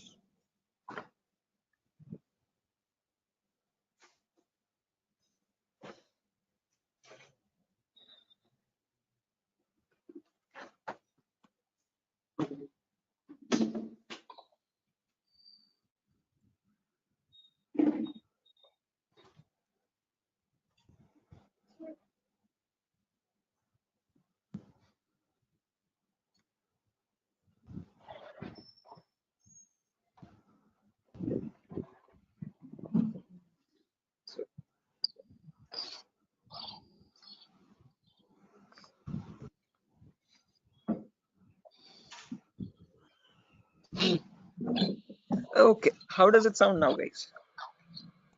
It is audible now. Yes, now it is It's clear. audible. Background disturbance, no kind of issues. Yes, yes. Perfect, perfect, perfect. Okay, guys. So let's get started without any further ado. So as I've mentioned, in today's class, we'll be going with basic networking concepts. We'll discuss what IPv4 addresses are. Okay. So before diving into IPv4 addresses, let's try to understand what a network is and what a host is. Now, these are very two simple words that you keep coming across every single day. Okay. A host is nothing but an information device. Okay. Any information device which is capable of communicating with other devices is known as a host. Okay, it could be a mobile phone, it could be a router, it could be a laptop, a personal computer, or any other device, an information device, okay, which is capable of communicating with other devices. Now, when you have such devices connected to each other, okay, which can communicate with one another, that forms a network. Okay, so a network is a collection of hosts which can communicate with each other and transmit data. Now, just like how we humans communicate with one another, we have our respective names. Okay, I can address you by your name. You can call me by mine, okay, and we can communicate with one another. We have our unique identities, okay. Similarly, these information devices as well have their unique identities, okay. So when they communicate from one device, when it wants to send packet to another device, it has a unique address for each device, okay, and on that address they communicate with one another, and that address is known as the IP address, guys. IP stands for Internet Protocol. This was built by the US military late in the 1950s or 1960s, okay, and there was IP version 1, IP version 2, IP version 3. All these were unsuccessful attempts. They were you could say experimental. What successfully worked out was the IP version 4, and we are still using that in today's world also. IP version 4 in simple terms is Internet Protocol version 4, okay, and that is what we'll be discussing about in today's class, okay. Anyone here who already knows about IPv4 addresses and who's familiar with these networking concepts? No, sir. Anyone? I'm not familiar, but I know the any some, like whenever I was doing programming, networking programming in college days. So since the networking, I know how to join the socket networking programming. I know some networking IP address, and also I've studied through MCA curriculum. So Right. Okay, perfect. No worries, guys. Just in case, even if you don't have any idea, we'll be going from the very basics, okay, from the binary itself, okay, to understand what these IP addresses are. Just as a information question, I just wanted to know if anyone was familiar. If not, also don't worry at all. Okay. So I hope you know why we need IP addresses, guys. IP addresses are nothing but acting as an identity for each device. Just like how we have our names, you can address me by mine, I can call you by yours. Similarly, devices communicate with one another depending on IP address. Okay. Now, how does this IP address look like? Okay. Our names have alphabets in them: SHOAIB, SIVA, Shiva, and so on. So, but IP addresses are completely numeric based. Okay. Specifically IPv4. Okay. IPv4 are completely numerical or decimal addresses. Okay. It's a 32-bit address, first property. Now, what is a bit? A bit is nothing but the smallest data format. Okay. It comprises of either 0 or 1. Okay, and your IPv4 address is a 32-bit address. What I mean by 32 is that it contains 32 zeros and ones like these consecutively. Okay, and these 32 zeros and ones are divided into 4 equal parts. Each part is known as a octet. Okay, octa in the sense 8 bits. Okay, so you have 4 parts, it's 8 bits each. Okay, and each of this is known as a octet. In simple terms, it can also be called as a byte. Okay, and each octet or each byte is separated by a dot symbol. This is how computers know IP addresses to be like. Okay, this language is known as the binary language of zeros and ones, and your computers or information devices all communicate on binary language only. But for us humans, it's quite tough to understand binary. Okay, so we can calculate it now. If you're quite familiar, if you have some experience, you can calculate binary in your mind itself. But looking at it and understanding it's quite tough. Okay, so in today's class, we'll understand how we can convert any binary number to a human readable format, to a decimal number.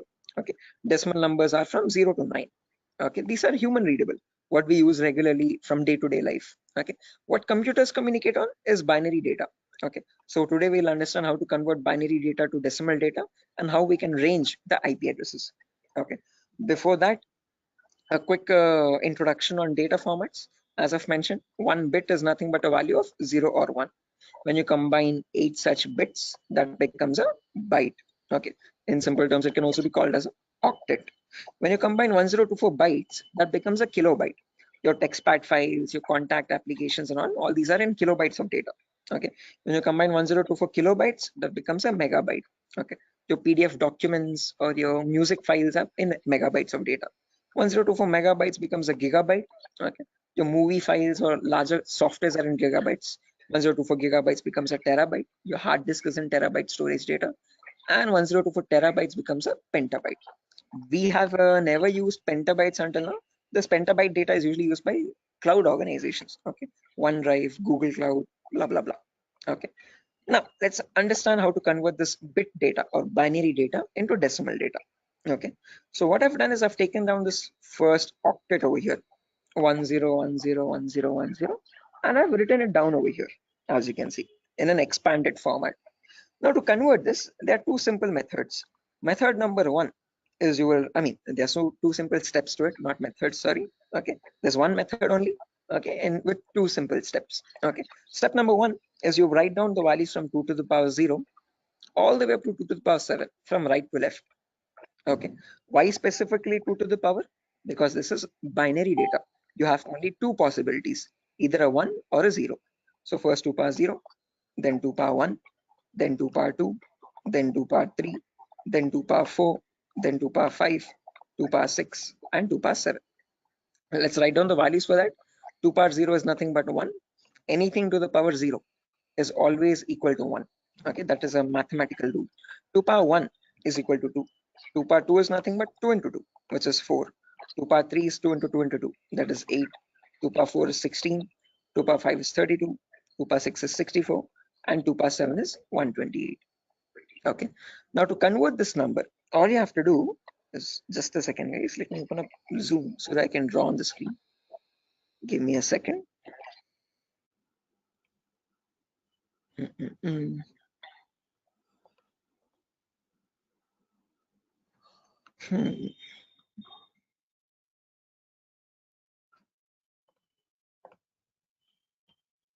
Right, perfect. So when you want to convert any number from binary to decimal, first things first, you have to write down these numbers. Then you multiply the lower number with the top one and add with the next one. As simple as that. Multiply, add, multiply, add, multiply, add. This goes on till the last step. Okay, so firstly 2 power 0 into 0. Anything into 0 is 0 itself. So I've written 0 over here. Then 2 power 1 into 1. That is 2 power 1 is 2. As you can see, I've written the value over here. Into 1 is the value itself, 2. 2 power 2 is 4. 4 into 0 again, we have 0. 2 power 3 is 8. 8 into 1, 8 again. 2 power 4 into 0, 0. 2 power 5 into 1, 32. 2 power 6 into 0, 0. And 2 power 7 into 1, that's 128. Now when I add all this up, 128 plus 32 plus 8 plus 2, that becomes 170. So when we humans read the number 170, the computer does not understand it like 170. It understands it like 10101010, something like on signal, off signal, on signal, off signal, on signal, off signal, on, off, like that 4 times. Okay, so is this clear guys? Any questions or doubts up to this part? Like how we have converted this binary number to a decimal number? How we know that 170 is equal to 10101010? Any questions for anyone? Again guys, if you have any questions or doubts, please feel free to raise your hand or let me know. You can interrupt me at any certain point. Okay, no issues at all. If you want me to repeat a concept also, please do let me know. I will repeat it as many times as you want. Okay, so guys, any questions up to this part? How we have converted this binary number to a decimal number? Shiva, Sujata, Bharati, Tripti, Vidyadhar. Who else is there? Hello. Biswajit, Chaudhary, Prasad.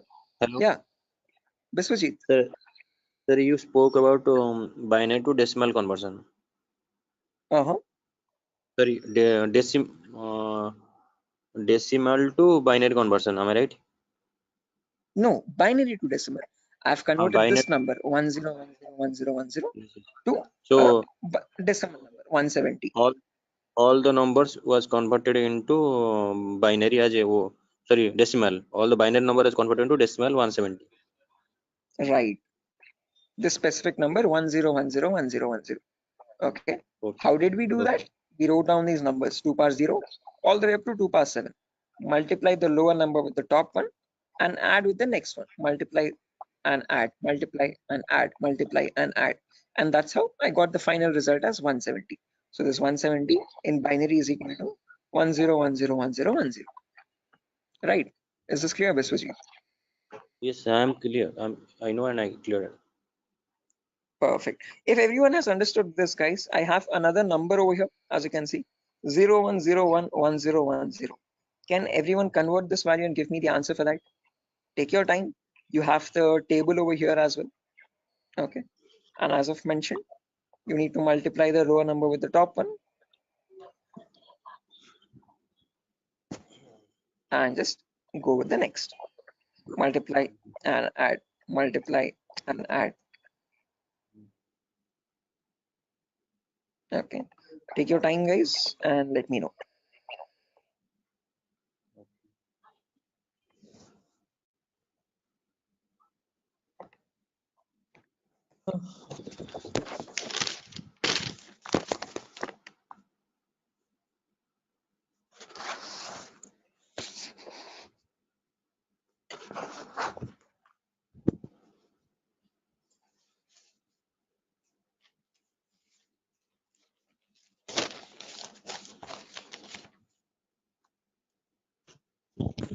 Is it 90?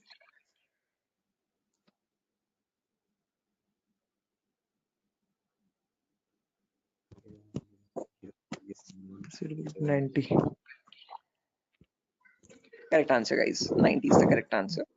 Anyone else? Sir, are you going to provide us this text file also, or like we have to take notes in means No, handwritten notes? definitely. I'm gonna give this file at the end of the class. I'll take down all your email addresses, and on your email, I'll send this document directly. You don't need to take any separate notes, guys. I'm gonna send this document file. Just in case, as the class goes on, if you want to take down any running notes to note down any important points also, you can. Okay, but all these documents, all these notepad files will be given to you directly. Okay, so yeah, guys, I've received a correct answer from a lot of people over here. Again, as I've mentioned, just multiply the lower number with the top one and go on till the last. So this will be 2 power 0 into 0 plus 2 power 1 into 1 plus 2 power 2 into 0 plus 2 power 3 into 1, like that till the end, 2 power 7 into 0. Okay, to anywhere you have 0 over there, 2 power 0 into 0, just put that 0. 2 power 1 into 1, that's 2. 2 power 2 into 0, that's 0. 2 power 3 into 1, that's 8. 2 power 4 into 1, that's 16. 2 power 5 into 0, that's 0 again. 2 power 6 into 1, 64. And 2 power 7 into 0, 0. When you add all that up, 64 plus 16 plus 8 plus 2, you get the number 90. Anyone over here who has not got the number 90, guys, please do not feel shy. Again, if you're getting all the right answers, you're doing much great than me. In my first day, I could not solve this at all. Okay, I was a very dumb guy. So please, no shame in that. Okay, it's completely fine. Okay, because you need to get this concept very right in order to proceed with the further concepts. If you're failing at this one, it's gonna get a bit complex further down the lane. Okay, so any questions on this part, please do not hesitate to let me know. Okay, assuming everyone has got this right. With the other, yeah, exactly. The reason I'm showing you all this is to understand the range of IP addresses now. That's a great question. I was about to ask you. Again, I tell you myself, like in a real-time scenario, you would never have a necessity to convert a binary number to decimal or vice versa. But the reason why I'm showing you this is so that we can understand the whole range. So if you remember, I've told you, IPv4 addresses are 32-bit address. Okay, so in that 32-bit address, if I wanted to get the first IP address, all I have to do is put all zeros everywhere. Okay, now when you put all zeros everywhere, when you convert that, you get the final IP address as 0.0.0.0. Okay, but if you want to get the last IP now, you have to put all ones everywhere. Okay, in all the octets, I've put all ones. So when I convert that, now there will be 2 power 0 into 1 plus 2 power 1 into 1 plus 2 power 2 into 1, all the way up to 2 power 7 into 1. So that would be 1 plus 2 plus 4 plus 8 plus 16 plus 32 plus 64 plus 128. So that is how you get the number 255. Okay, so the last IP in the IPv4 range will be 255.255.255.255. You will never have a number above 255. The reason being, now you know, because when you convert from binary to decimal, the maximum number you can get is 255 only. So you can never have an IP address like 300.250 or 700.150, something like that. Okay, that's an invalid IP. Okay, whatever IP addresses you have, those numbers will always range between 0 and 255. Okay, is this clear, guys? Everyone, why only specifically 255?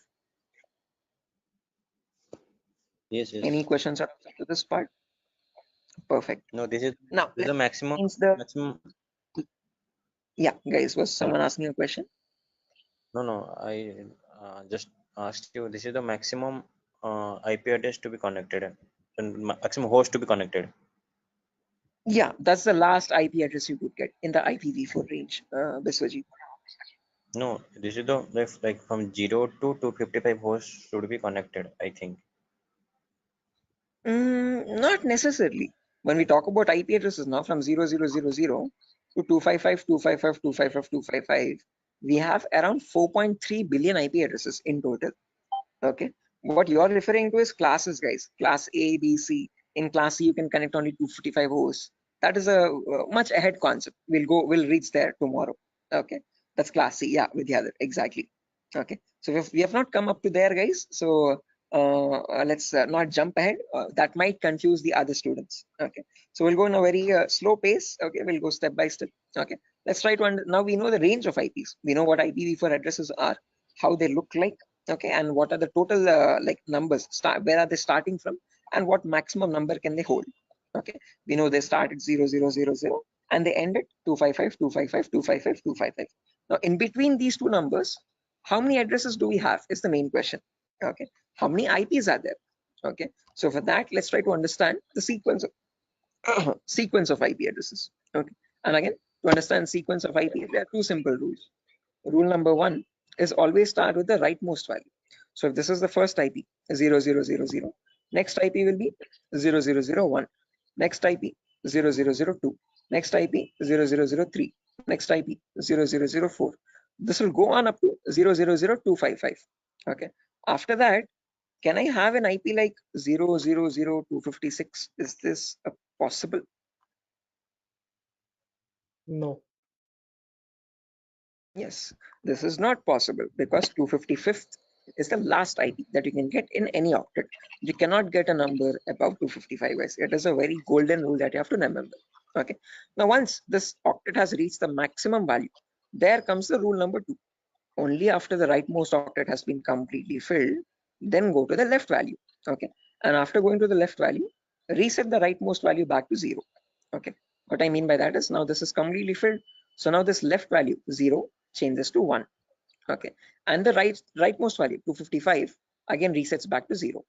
Okay, so next IP after 000255, next is 0010. Now don't directly jump from 0010 to 0020. That is wrong again. Okay, rule number one, always go with the rightmost value first. So after 0010, you have 11, then 12, then 13, then 14. This goes up to 1255.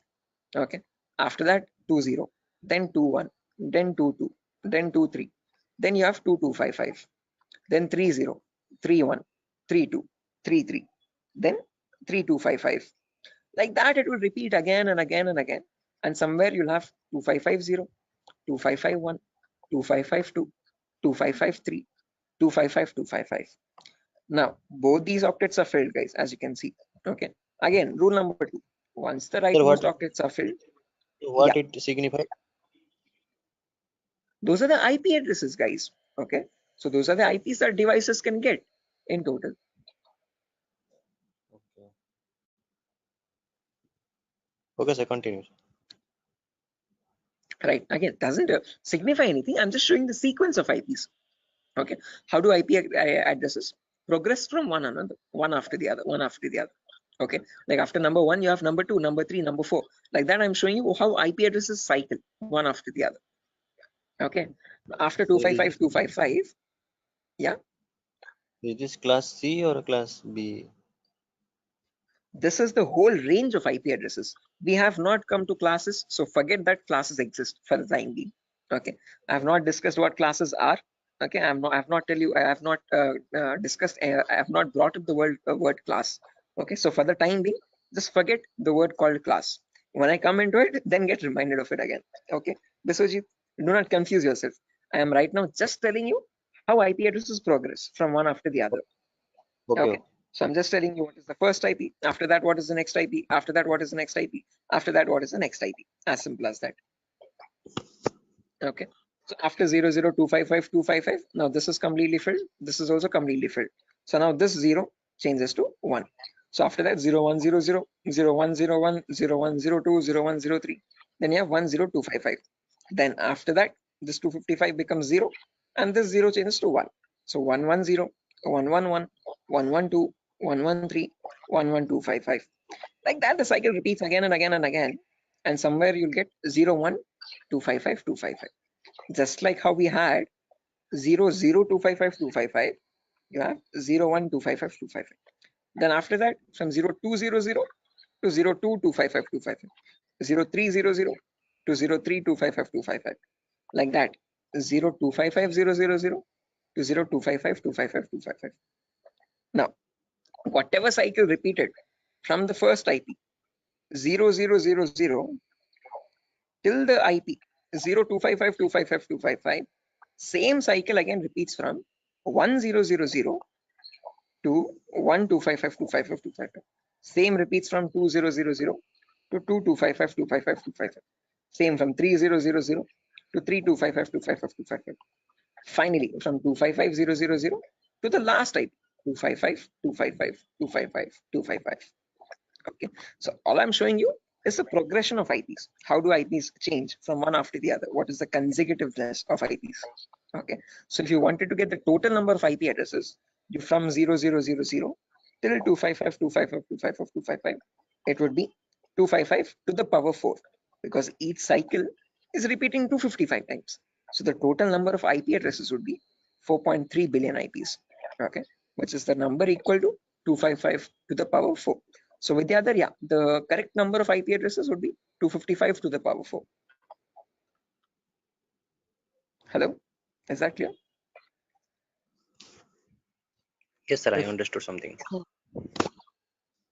Yeah. Okay, guys. Until this point, any questions, guys, for anyone? Again, do not get confused, guys. This is just to show you the sequence of IP addresses. In a real-time scenario, you would not need that anywhere.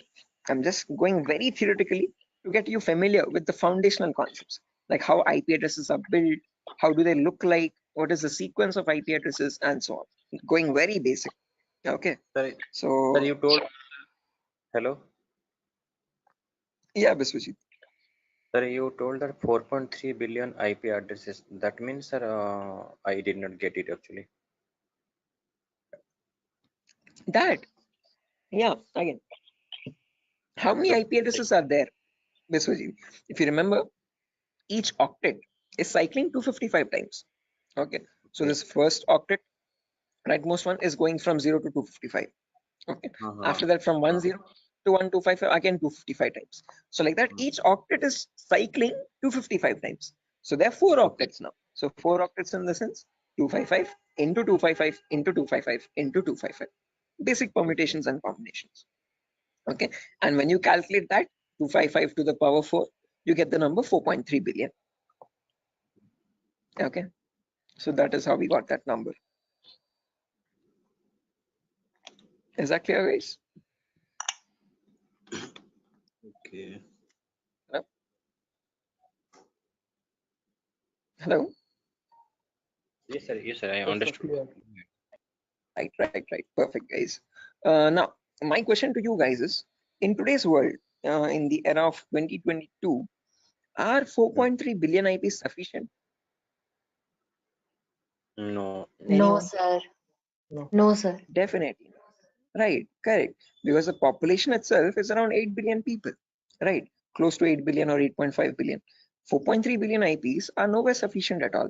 Okay. Again, each person might use multiple devices in the network also. Okay. So that is why, to come up as a solution, they made these IPs into 2 different parts. Okay. Solution number 1 was they divided these IPv4 addresses into again 2 categories. One, something is known as public IPs, and there's another category called private IPs. Okay. This categorization, okay, or division of IPv4 into public and private IPs is known as NATing, network address translation. Okay, when they knew that this solution is also not working out, this might also still cause the IPs to go extinct, then they came up with another set of IP addresses known as the IPv6 address, guys. Okay, so not just IPv4, there's another version as well called IPv6 address, and these are 128-bit addresses. What we are seeing until now is just the 32-bit address. 128 in the sense 4 times the size, bit length size of IPv4. Okay, but in that you have trillions and trillions of IPs. Okay, not billions, but trillions. Okay, so we'll discuss IPv6 on a later date. Okay, but in today's class, we'll end it with public and private IPs. So let's try to understand what these public IPs are and private IPs are. Okay, so public IPs are the IPs given to you by your internet service provider. So in our home, we might have different broadband connections. You could be using Act FiberNet or Airtel or Tata Docomo or BSNL. All these people are providing you the service of internet. Hence, they are known as ISP, internet service providers. Okay, they give you access to the internet by giving you a public IP. Okay, so to your home, you might have a router. Okay, that router might be getting a wire from the outside. Okay, that outside wire, that cable is nothing but giving you the public IP. Okay, so if you want to check your public IP, you could just go to the browser, and in the browser you could just search what is my IP. What is my IP? And from that you can find, you get an IP address over here. If I click on the first link in the browser, you can see I'm getting my FiberNet from Act Fiber Beam. My location is Pedda Andhra Pradesh, Vishakhapatnam. Okay, so this is my public IP. This is the IP I'm using from my ISP to access the internet or to take the Zoom session. Okay, locally in my network, now I have multiple devices. I have my phone, I have my laptop, I have my smart TV, I have my smartwatch, and so on. So these devices internally or locally also need IP addresses. What they use in a local network, in an intranet, is known as a private IP. So private IPs are the IP addresses provided locally in a network. Okay, so this can be given manually by you, by the network admin, or they can be given automatically as well from a DHCP server. Now, don't worry what this DHCP server is. We'll discuss about it in tomorrow's class.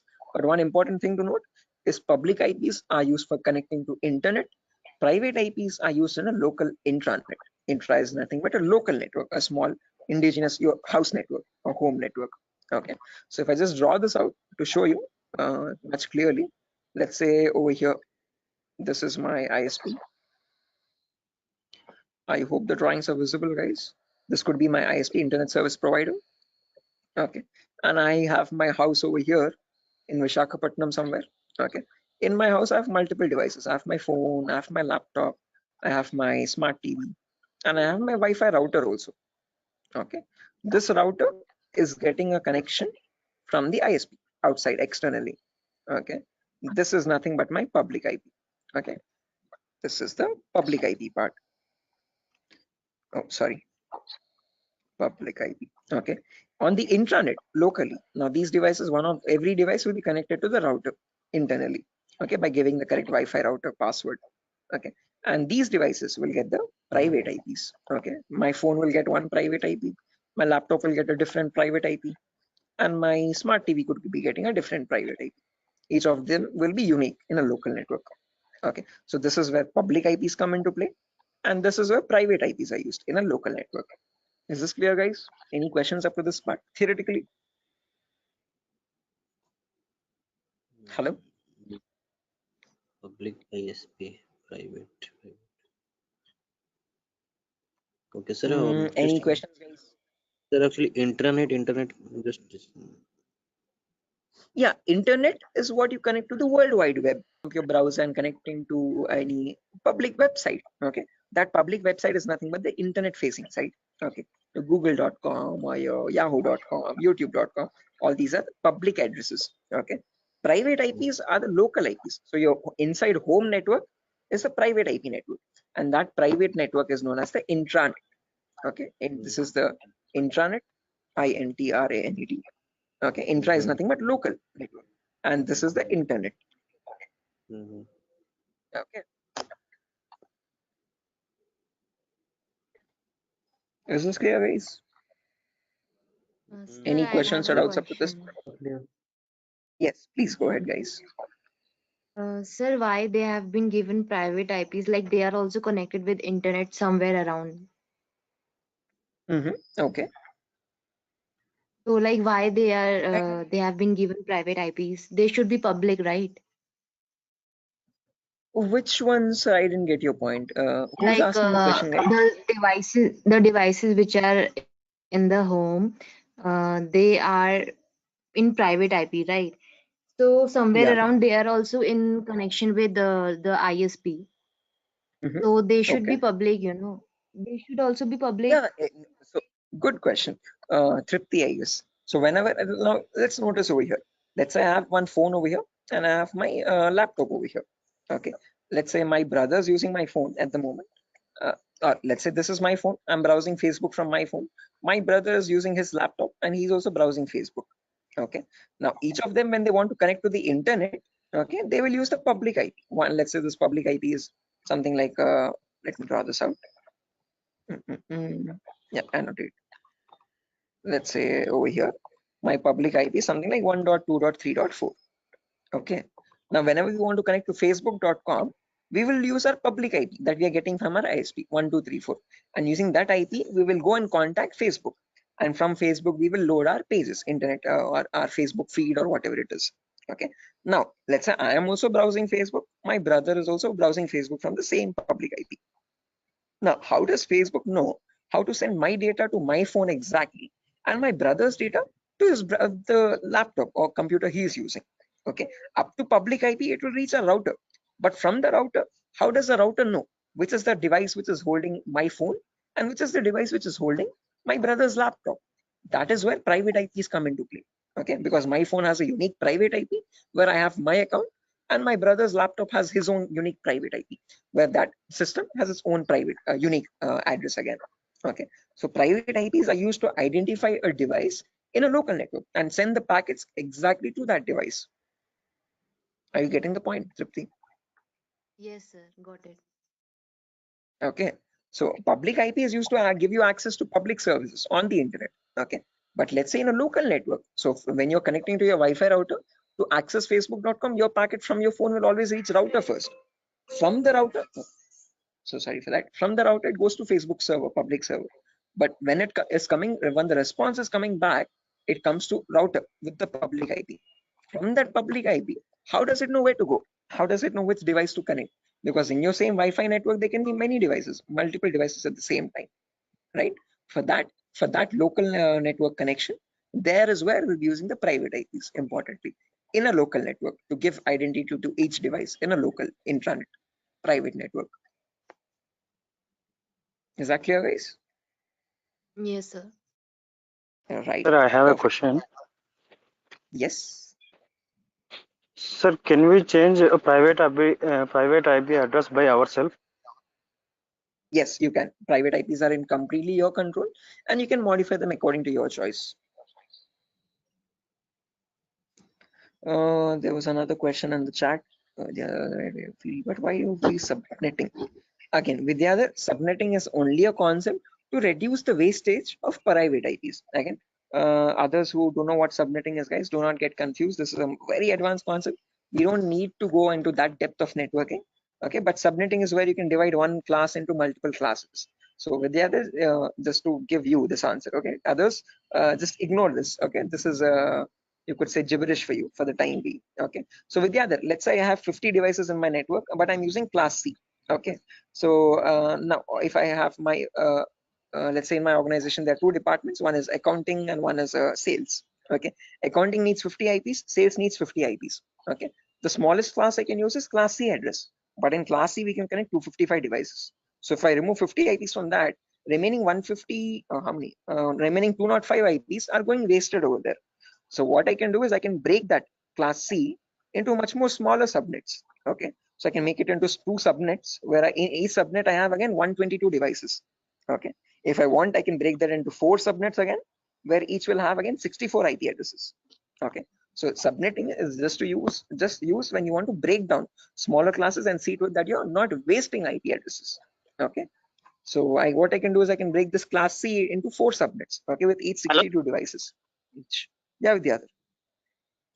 Sir, actually, I have a question that it is not correct or that we are saying that we are wasting IP addresses or anything else, because sir, we are we have many IPs. We can use it. You can, you definitely can.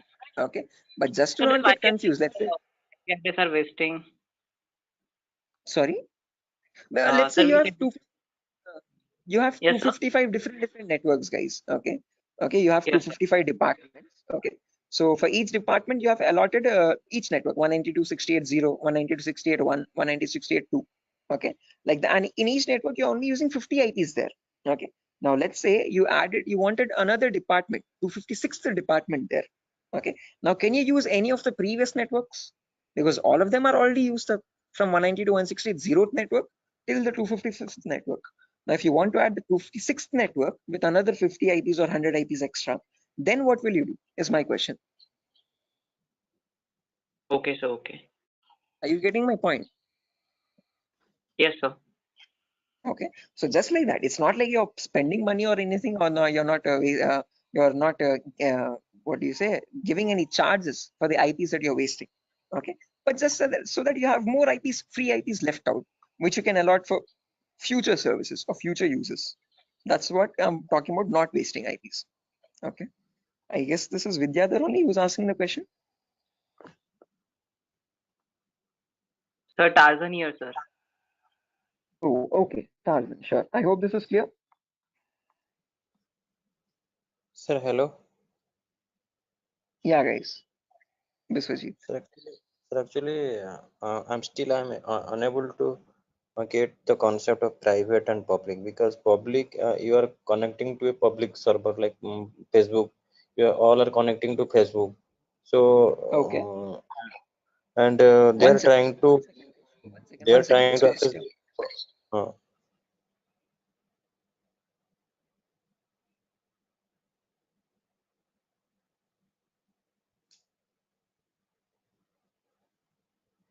Stay on hold. Just give me 1 minute, guys. I'm so sorry for that. Biswajit, just give me a minute.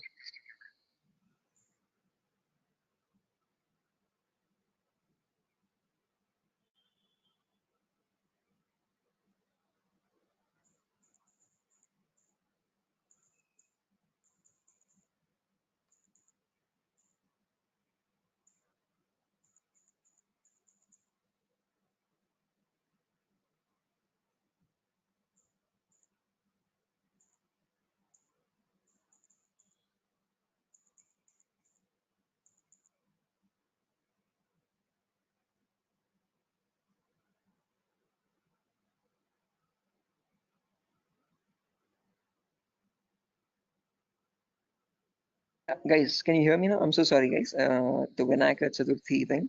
But anyways, yeah, Biswajit, to come back to your point again, as I've mentioned, just remember one key point to note is that public IPs are used to access the internet. So when you want to connect to google.com from your laptop, okay, your laptop needs to get a public IP for that.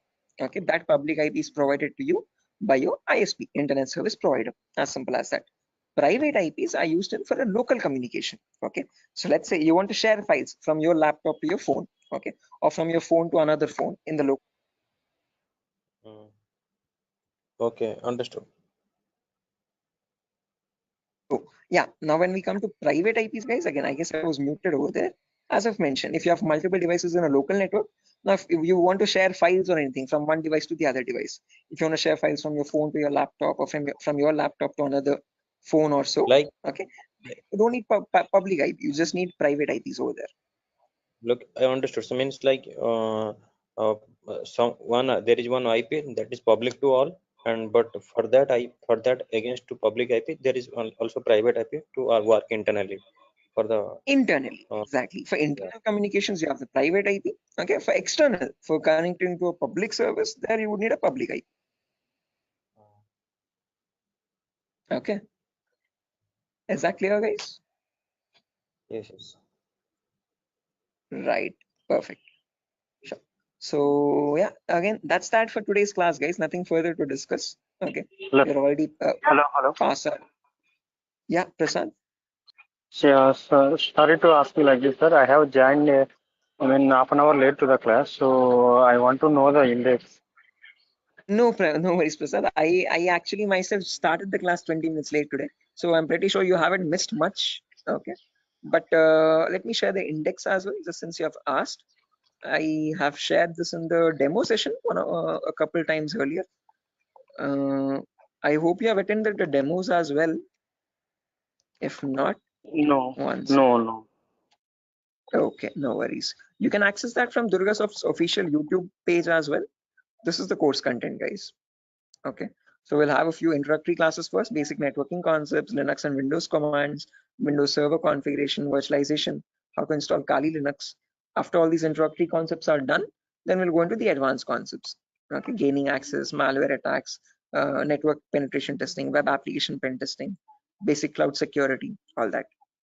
Okay, so if time permits, Prasad, please go through the YouTube demo tutorial so that you have a much better picture.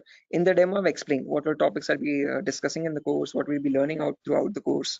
So it's much better if you go through the demo once time permits. Okay, thanks for sharing information. Sure, definitely, guys. Again, guys, I'm gonna end the session over here for now. Before I end, I want all your email addresses. Can you please drop it in the chat box so that I can share this notepad file with you? You can go through the notepad file when time permits. Okay. And in tomorrow's class, again, I'm gonna be starting the class sharp at 8 o'clock tomorrow, guys. So sorry for the delay today, but tomorrow there won't be any delay at all. And yeah, someone asked me. Sir, I sent my email ID. Yeah, sure. I've seen that, guys.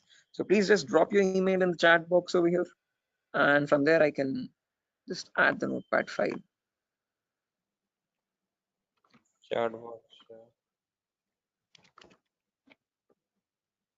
Sir, organize the chat box. I have already sent my email ID. Sure thing. Nice.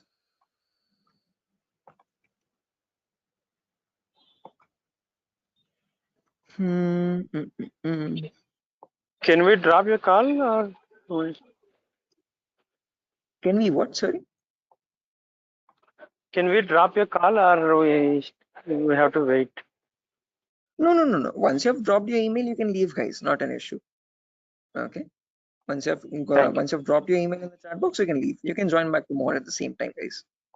Sir, are you gonna send that class from the starting demo session to now, or you will send from the today only? Sorry, I didn't get you. No, I asked you. So the today classes lecture you will send by mail, or you are gonna send from the starting demo sessions? Are you talking about the recording specifically, Biswajit? Or are you talking about just the notepad files? This is the only notepad for today's only, na? Yeah, only today's notepad. Okay, demo. Okay. I don't have a notepad file for the demo. It's just a presentation. Okay. You have the demo already on your YouTube. Okay, but you will be getting the recordings for these classes in a few days, guys. We still need to receive the payments and all. So once all the payments have been confirmed, the link is going to change. So if you have not made any payments yet, please initiate payments. And after that, we'll be sharing you the recordings as well. Until then, you'll only be getting the notepad files. Okay, sure. So I've got over here 1, 2. What is the 3. course fee? It's 8,000 rupees, guys. Oh. Okay. So Okay, I've received 4 emails, guys, over here. Okay, sure. So yeah, that's it, guys. I'm going to send the notepad file, right? Sorry. Sir, actually, I'm not getting the chat bot. I'm sorry to ask where exactly it is. You have access this from the browser, right, Ravikiran? From the link? On the top right corner, you can see actually, I'm accessing it from the application, so that's why I'm not getting that. I think. Okay. On the top right corner, do you see some blurred space or blank or dots or something? Top right corner or top left corner? Anywhere? Just a second. Or do one thing, Ravikiran. Just spell out your email. I'll note it down. I'll write it down. Yes, Deshmukh. Deshmukh. 1 second. Yes. Deshmukh. RGD. R for rabbit, G for goat, and D for G for goat. G, okay. G for goat. D. Okay, D. Yeah. @gmail.com. Perfect. Okay. Thank you. Okay, guys. Right. So yeah, that's that, guys. Nothing further. I've received 5 emails, and on those 5 emails, I've sent the notepad file. You can access them. And tomorrow's class will continue from where we left off. We'll discuss much more in detail about these private and public IPs. We'll discuss what these classes are, class A, B, C, D, and E. And I promise we'll discuss what DNS and DHCP servers are. Okay. So yeah, that's it, guys. Nothing further. I'll exit the session, and I'll see you tomorrow at the same time. Okay, at 8 o'clock. Okay, sure. Bye bye, guys. I'll see you soon. Bye, guys. Thank you, sir. Thank you, guys. Bye bye. Have a good day tomorrow. I'll see you soon. Thank you, sir. Good night. Good night. Good night.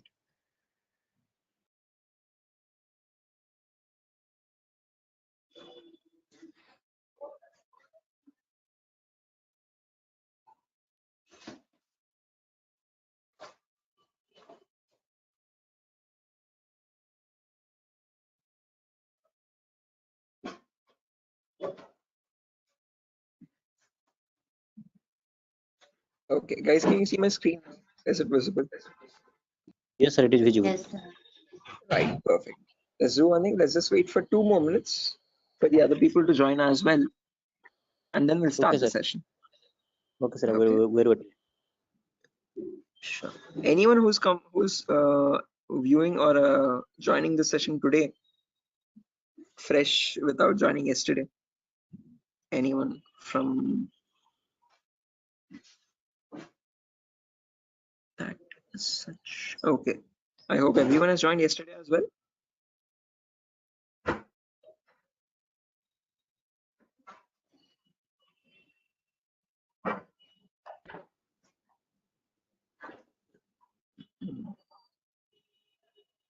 Oh, Anand, this is your first class. Achha.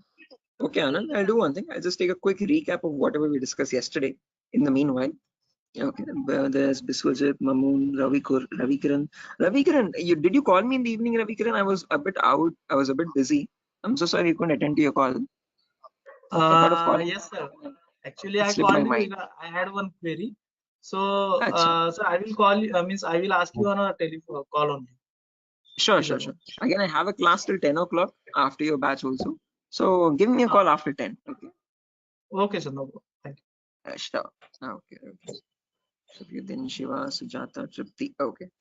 Tripti, I have received your email as well. I'll be sharing the notepad file today. I'm so sorry I couldn't do it yesterday.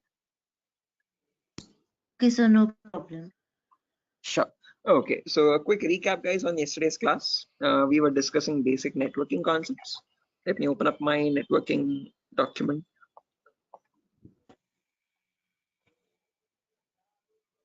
Yes. So again, we are in the first prerequisite concept, guys. We're understanding what basic networking concepts are. So Anand, what we discussed yesterday was basically IPv4 addresses. Okay. So every device has a unique identity to it, and that address is known as a IPv4 address. IP stands for Internet Protocol, and this is the 4th version of it. Okay, the ones which is successfully working even in today's world. It's a 32-bit address basically. What I mean by 32-bit is that it contains 32 zeros and ones consecutively. Okay, and then it is divided into 4 octets, each of 8 bits. Okay, so this is how the address looks like in the binary format. The binary is nothing but the language that computers understand, the 0 or 1 language. Okay, but this is not that human readable. We don't understand it that easily. What we understand is the decimal numbers from 0 to 9. Okay, so what we did or what we learned yesterday was how to convert any binary number to a decimal number. Again, quite a bit lengthy. I won't be going through that. If time permits, go through the recordings. We'll be uploading all the recordings once the payments are confirmed. Okay, so once you're joining and once you make the payment, you can access the recording for yesterday's session as well. Okay, so we have understood how to convert binary numbers to decimal numbers, and from that we got the range of IP addresses. First IP being 0000, and the last IP being 255.255.255.255. These are the IPv4 address range. Okay, and then we learned what is the consecutiveness. So what is the sequence of IP addresses? What are the 2 important rules for that? And then we have seen how many IPs are there in total, 4.3 billion IPs. So where we ended the class yesterday was we learned that these 4.3 billion IPs are divided into 2 categories, public IPs and private IPs. Okay, so this is where we worked up to, guys, in the last class. Okay, so we have to continue from here onwards in today's. So yeah, this is the new thing. Okay, so let's get started, guys, without any further ado. So if you remember yesterday, as I've mentioned, there are 2 categories, public and private. Okay, public IPs are the IPs given to you from the ISP, internet service provider. Okay, whatever ISP you have at your home, Act FiberNet or Airtel or Tata Docomo or BSNL, these all companies are known as internet service providers. They provide you or they give you the service of internet. Okay, so whenever you want to access a website, okay, which is on the internet facing side, you always need a public IP on your system.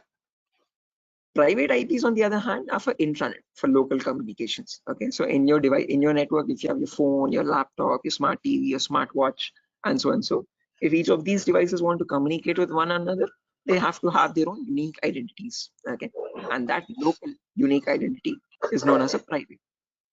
Okay, now if you remember, I've told you that there are two categories only, but there's one more categorization. All these 4.3 billion IP are again categorized into 5 classes. Okay, why classes? I'll explain that very shortly. Okay, but just to understand, as I've mentioned, there are 5 classes. Let me draw it out and show you. Just a second, guys. Shall we write something or you? No, again, if you want a running notes, you can write side by side, guys. Okay, as I'm teaching. But if not, as I've mentioned, just like yesterday, I'll be sharing the same recording notepad file. So I've already shared the notepad file with a lot of students, whoever gave me their email addresses yesterday. If not, I'll share again. Okay. So yeah, I was telling about 5 classes, as I've mentioned. So this is how your classes are categorized. So if I take this whole big box over here, I hope the drawings are visible, guys. Let's say this whole huge box is my IPv4 addresses, the whole IPv4 range. Addresses. How many addresses do we have in total? 4.3 billion addresses. Okay. Now these 4.3 billion addresses are divided into 5 categories. Okay. So let me draw some smaller boxes. So this is the first class, class A. Then you have class B, and then class C, and class D, and class E. So these are the 5 boxes. Okay. So this is class A, as I've mentioned. Then there is class B. Then there is C, D, and E finally. Now each of these classes again are categorized into public and private IPs. We have already seen this yesterday. So this has some public and private IPs. This has some public and private IPs again, class B. Class C also has some public and private IPs. Class D and class C, there are no private IPs. All of them are directly public. So class A has a few public IPs and a few private IPs. Okay. Similarly, class B also public and private. Class C also public and private. But class D and class E, they have no private IPs. All of them are public IPs only directly. Okay. So if you want to take a screenshot or anything, guys, you can take a screenshot of this image of like a classification of IP addresses, a very simple diagram. Okay. So from this diagram, you can remember which classes have what type of IPs. Okay. So can I clear the drawings, guys, if you're done? Yes, sir. Right. Now let's try to understand the range of each of these classes now, one by one. So as I've mentioned, the first IP starts at 0000. Last IP ends at 255, 255, 255, 255.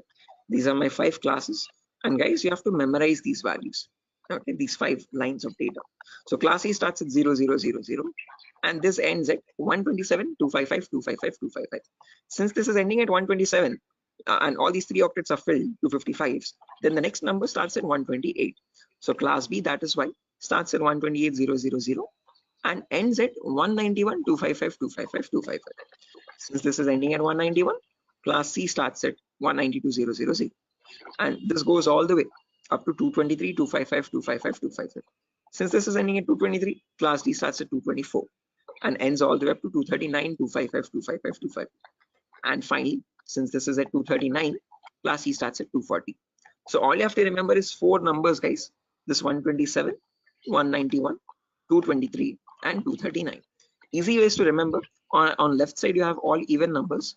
Right side, you have all odd numbers. Okay, 0 to 127, 128 to 191, 192 to 223, 224 to 239, 240 to 255.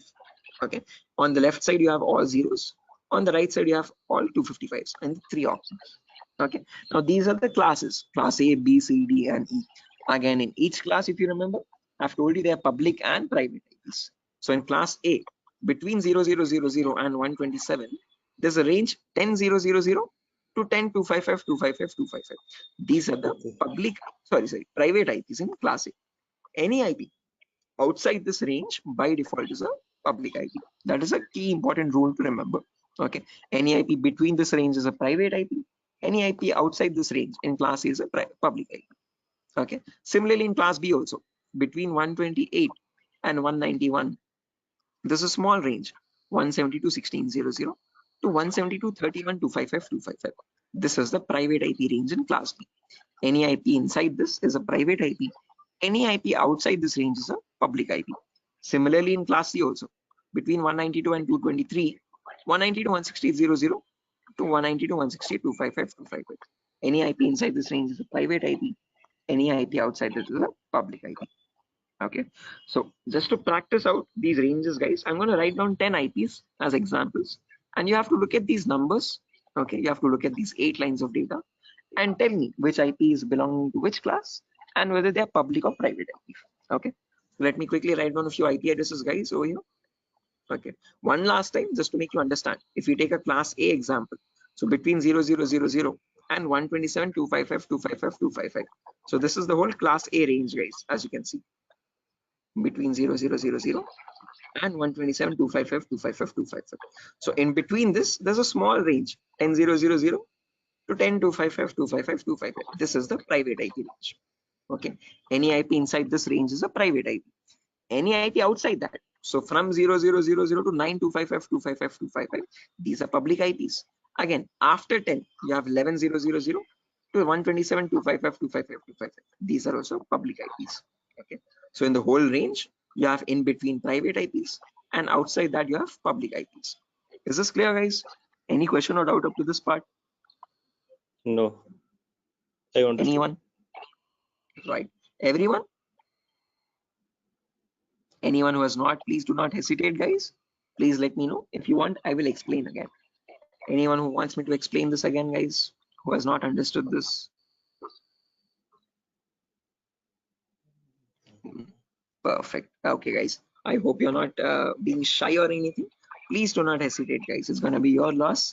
If you want me to explain, I'll try to explain in much better formats as many times as you want. Okay, the main objective is that you do not get confused here. Okay, because these are very important foundational concepts. Okay, so what I'm going to do now is I'm going to write down 10 random IPs. You have to look at these ranges and tell me which IPs, which class, and whether they're public or private. So let me quickly write them down.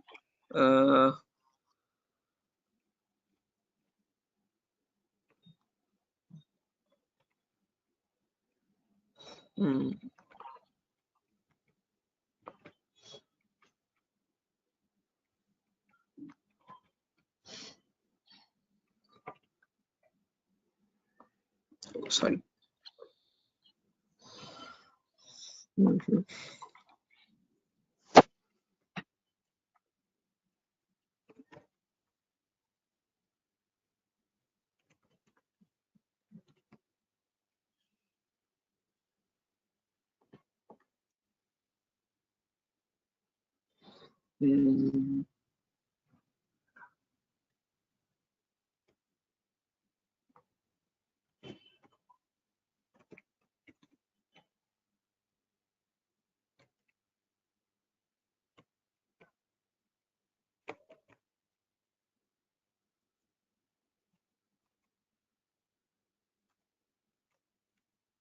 Okay, so I have 10 IPs over here, guys. Look at the first IP, 10, 20, 30, 40. Now tell me which class it belongs to first.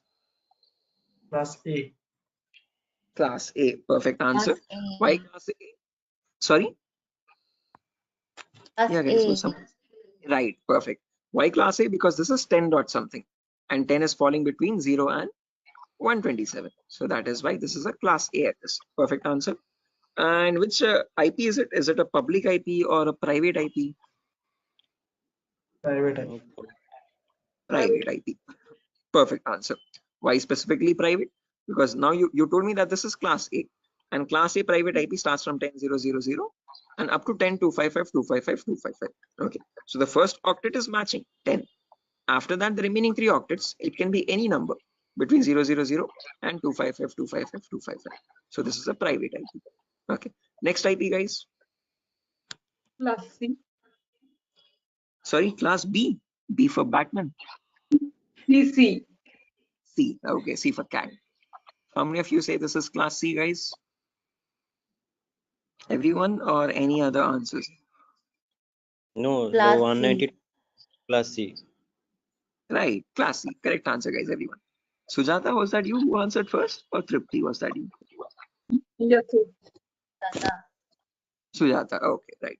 Okay, after that, now can you tell me which IP it is, whether it's a public IP or a private IP? 192, 168. It's a public. It's a public I IP. guess private. Okay, I have what do you say, conflicting answers over here. Some of you are saying public IP, some of you are saying private IPs. How many It's of a you are voting for public IP? Yes, sir. Public. no, sir, private. The private, because you have written here 192 private IP class C. Okay, But it 192. is from 168. It is 165. So it should be 192, private 168. public IP address. The Yes, private correct. IP. So you have mentioned over. No. Yeah, Mr. Chief. Point is right. Okay, if you take the first octet, 192 is matching, well and good. Okay, but if you observe the remaining 3 octets also, this is 165. Okay, and in private IP, it's starting from 168.00 to 168.255.255. Okay, number is 165, which is outside that range. So therefore, this is a public IP. Okay, so you answered correct first time, and then you changed your answer later on. So again, no confusion. So in class A, it should be between 10 and 10. Remaining 3 octets, doesn't matter what they are. In class B, it should be between 170 to 16 and 170 to 31. Okay, it doesn't matter what the remaining 2 octets are. In class C, it should be between 190 to 168.00 and 190 to 162.255.255. So these two should match first 2 octets. Remaining 2 doesn't matter what they are. These 00.255.255 doesn't matter. Okay. Next IP 172.16.01. Which class? Class B. Class B. Private. B. Perfect. Private. Public or Yeah. Private. private IP? Perfect answer. Next one, guys.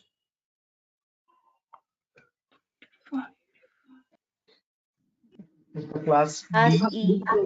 Public. Class D. D. Okay, D. Public or private? The public. There is no private in class B, right? Right. Correct answer. So in class D and class C, there are no private IPs, guys. There are only public IPs. So therefore, this is a public IP. Next one. Class A public. Class A. Class A Class public. Public. Are you sure this is public, guys? Class A public. Yes, sir. Yes. Right. Correct. Public IP, because this is 11 dot network and 11 is outside the private IP range. Perfect answer. Next one. 192.168.1.5. Class Class C. Class C private. Class C, private. Correct answer. Class C and then private. Next one. Class B. Class B. Class B Private. public. Public. Perfect. Why specifically public? Because this is 172.45. Okay. Private is from 172.16 and 172.31. And this is 45 inside the range. So that is why this is a public IP. Next one. Class B public. Class B public. Class B, public. Perfect. Next one. Class D public. Class D. Class Class D. Public. D. Public. Correct answer. D. D. Public. Okay. Last IP. Class C public. Class C, public. Correct answer. Okay. So what you have done over here is a great job, guys, by looking again, all the answers are right, no issues anywhere. Initially, a couple people stumbled here and there, but no worries, you have got this concept right. I hope everyone has participated in this and answered it. If you have not participated as well, I hope you are getting it in your mind right at least. Anyone who has not understood anything out of these? Is it still gibberish for anyone who is not able to make out like what is happening over here? Anyone as such? Please do not hesitate to answer, guys. This is a completely new concept. Okay. So even if you're not getting it, that's completely normal. I sucked a lot more. You're doing great. Okay. So yeah, that's that. This is a great concept. Again, what we have done over here is, guys, we have taken the help of these 8 lines. I would recommend you, if time permits, please memorize this at the earliest. As soon as you look at an IP, you have to figure out just by looking at it which class it belongs to and whether it's a public or a private IP. It's very important for us in the coming concepts. Okay. So over here, if I go to my browser and if I check for my IP, that's my browser. If I search for what is my IP, can you tell me what IP will I be getting over here? You will get public. Public IP. As you can see, it's mentioned over here. This is my public IP. 49, 204, 238, 146. Can anyone tell me which class it belongs to? It is a public IP for sure. But which class? Class. Sorry? In Okay, there's notes. some confusion. Open this notepad file. Yeah. 49. It's I think Class class A. A. Class A. Yeah. Class A, 49 is public. Yes, perfect. Class A and public IPs. Okay, so whenever you check in the browser, guys, it will always show you your public IP. If you want to check your private IP for your local machine, yeah, Biswajit. Sir, in each time, whenever if someone is typing what is my IP, so every time it will show you only class A IP address. Not necessarily. You can get it from class A, B, or C. Any class. Okay. Means Okay. it is varying. You will never get. Sorry. It is varying or what? Yeah, it will vary. Definitely, it will keep on changing. So you can get a class A public IP, class B, or class C. You will never get class D or class C. I'll explain why. But it can vary between class A, B, and C. Okay, it can alternate. Okay. Now, if you want to check your private IP, guys, I hope that is How clear. it is? How? So it depends on your ISP. ISPs have their own set of IP addresses, and from that set, they will allot one IP to your system or to your network. Okay. So whatever IPs they purchase from the various organizations, that IPs they can have. Okay, and they will purchase IPs from any range, class Sir, A, B, or C. Sir, in total, all over and in like India, all this is called everyone have select systems. So whenever they are accessing the internet, so what they are the ISP or providing their IP to this machine, public IP. Is that are you saying? That's what, yeah, exactly. So wherever you're accessing internet from, every internet connection needs definitely compulsorily a public IP. Okay, so in my network, if I have 100 devices, all of these 100 devices will have the same public IP because they're connected to the same router in my home. Okay, because the router is from where the ISP is giving me a line, and in that line I get the public IP. So these 100 devices will have different private IPs, but the same public IP. So actually, sir, my question is like I am using the internet through my mobile. My mobile have Jio internet or Airtel internet, so I'm accessing through my internet from my mobile. So Airtel, so like my mobile have also IP address. So so that I was getting just little confused. Definitely, your mobile will also, when you're using the Airtel SIM card, that SIM card is where you'll be getting from that SIM card a public IP. Right? That SIM card is in direct connection with your ISP over the wireless network. Okay. Right. Okay, so those also get public IPs. Whenever you want to connect to the internet, whether it be a SIM card or whether it be a home broadband connection, any of them will always get a public IP. Now, don't get confused if you get sometimes a very long IP. So that would be IPv6 addresses. Okay, sometimes you see a number IP like this. This is IPv4, and sometimes you see alphabets also when you search for what is my IP. A very long number, that is IPv6, guys. Okay, usually SIM cards get IPv6 public IPs. Okay, so do not get confused with that. We have not come to IPv6 yet. We'll discuss that later on. Okay. Any questions up to this part, guys, for the time being? What is the role of these classes here? Good question. I'll be coming to that shortly. Tripti, right? Yeah. Yeah, Tripti, I'll be coming to that. Good question. It is very important that we need to understand why we have these separate classes. Why not a single class? Why are we making it complicated? Okay, so yeah, we'll be coming to that very shortly. So next topic is understanding that only. Okay, so but before that, one quick review. I've shown you how to see a public IP, but I've not shown you how to check a private IP. So if you want to check your private IP, guys, you have to open up your command prompt, and in the command prompt, you have to search for a command IP config. IP config. And this IP config command will give you the private IP. So right now, if you notice, I'm connected with my Wi-Fi network over here. Okay. So for that Wi-Fi, I'll be seeing over here the wireless interface, as you can see, wireless LAN. And that shows me my private IP over here, 192.168.0.5. Now, can you look at this IP and tell me which class it belongs to? 192.168.0.5. C. C. Right? Class Yeah. C. Perfect. Okay, 192.168.0.5. And can you tell me if it is surely a private IP or a public IP? 192.168.0.5 over here. Right. Okay. As you can see, it is falling Private. between this. So that is why, therefore, it's a private IP. Okay. Now, coming to the next part, why do we need these classes? Okay, what is the necessity? Why not one single class? Okay, so for that, we need to understand something called network portions and host portions. So I'll write down what these network and host portions are, and then we'll understand these portions one by one. Class A has one network portion and 3 host portions. Class B has 2 network portions and 2 host portions. Class C has 3 network portions and 1 host portion. Class D and Class E have no host portions. All of them are network only.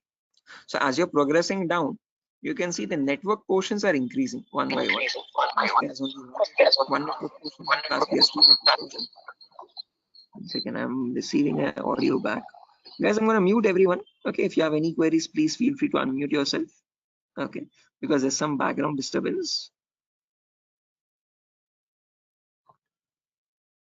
Or you can mute yourself, guys, as well. Yeah, thank you. If you have a question, please feel free to unmute at any certain point. Okay, right. So again, Class A has 1 network portion, Class B has 2, Class C has 3, Class D and Class E all are network portions only. There are no host portions. Now, what are these network portions and host portions? Class C, we'll take the example first to let us understand. So Class C has 3 network portions and 1 host portion. And the first private IP starts at 192.168.0.0. That is the same thing which I've written over here, as you can see. Okay, so if this is the first IP, 192.168.0.0, the first 3 portions are the network portion, last portion is the host portion. Okay, so if this is the first IP, next IP will be 192.168.0.1, next IP 0.2, next IP 0.3, next IP 0.4. This goes on up to the last number 0.255. Okay, can you have an IP like 192.168.0.256? Is this possible? No. Right, again 255 is the maximum number you can get in any octet. So 256 is not possible. So once an octet reaches the maximum value, the next left octet will change. So this 0 now becomes 1 and this 255 becomes 0 again. This is what we saw in yesterday's class, cycling. Okay, so the 0 becomes 1 and this 255 becomes 0. Then you have 1 0, 1 1, 1 2, 1 3, 1 4 up to 1 255. After that 2 0, 2 1, 2 2, 2 3 up to 2 2 5 5, 3 0, 3 1, 3 2, like that till the end, 2 5 5 0, 2 5 5, 2 5 5. Okay, now what I mean by this network portions and host portions is that as long as the network portions are same, all these devices or all these IPs will belong to the same network. Okay, and these are just individual hosts. Okay, so this could be my router, this could be my laptop, this could be my smartphone, this could be my smart TV, my smartwatch. All these are different devices in the same network. They can communicate with each other, they can share files, they can talk to one another. But as soon as the network portion changes, so the network portion for this is 192.168.0. So as soon as this is changing from 0 to 1, the network is dividing over there. Okay, so even if you bring a device with this IP and connect it with a LAN cable to the same router, they will still not be able to communicate in the same network. Okay, because this is an IP from a different network portion. Okay, so these are a different network altogether, and these IPs belong to a different network. Okay, so what network and host portion signify is that how many hosts you can connect in each network of that. Okay, so over here in class C, since there are 3 network portions, the first 3 are going to act as the network ID for us, 192.168.0.network. Okay, last octet is going to act as the host number. So this is the first device, the second device, the third device, fourth device, fifth device. Like that, you can connect 255 devices in each class C network. Okay, so this is a completely different network with 255 devices. This is another completely different network with 255 devices, and they can't communicate with one another because their network portions are different.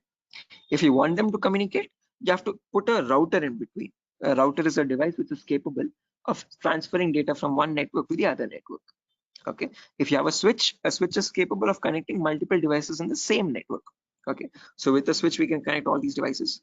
With a router we can make communication possible between 2 different networks. Okay, so that's a differently again, that's altogether a complete different concept, guys.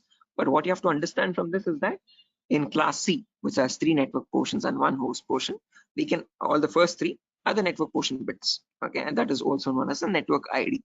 Okay, and the last portion is the host value. Okay, so 192.168.0.0, this is the first IP, then the second IP, then the third IP, then the fourth IP. Like that, you have 255 IPs. After 255, the next network starts. Okay, is this clear, Tripti? What is this network portion and host portion? Everyone else as well? I guess Tripti asked the question, why do we need these classes? So in class C, Yes, sir. we can connect only 255 devices. Now, when I take the example of class B, in class B, there are 2 network portions and 2 host portions. So if I take the first private IP, 172.16.0.0, this is the first private IP, guys, as you can see. That's the same thing which I have written over here. Okay, so in class B, if this is the first IP, 00, after that next IP, 01, next IP, 02, next IP, 03, next one, 04. This goes on all the way up to 0255. After 0255, then you have 10, 11, 12, 13, up to 1255. Then 20, 21, 22, 23, up to 2255. Like that, the cycle repeats again and again and again. And finally, you reach somewhere 255, 255.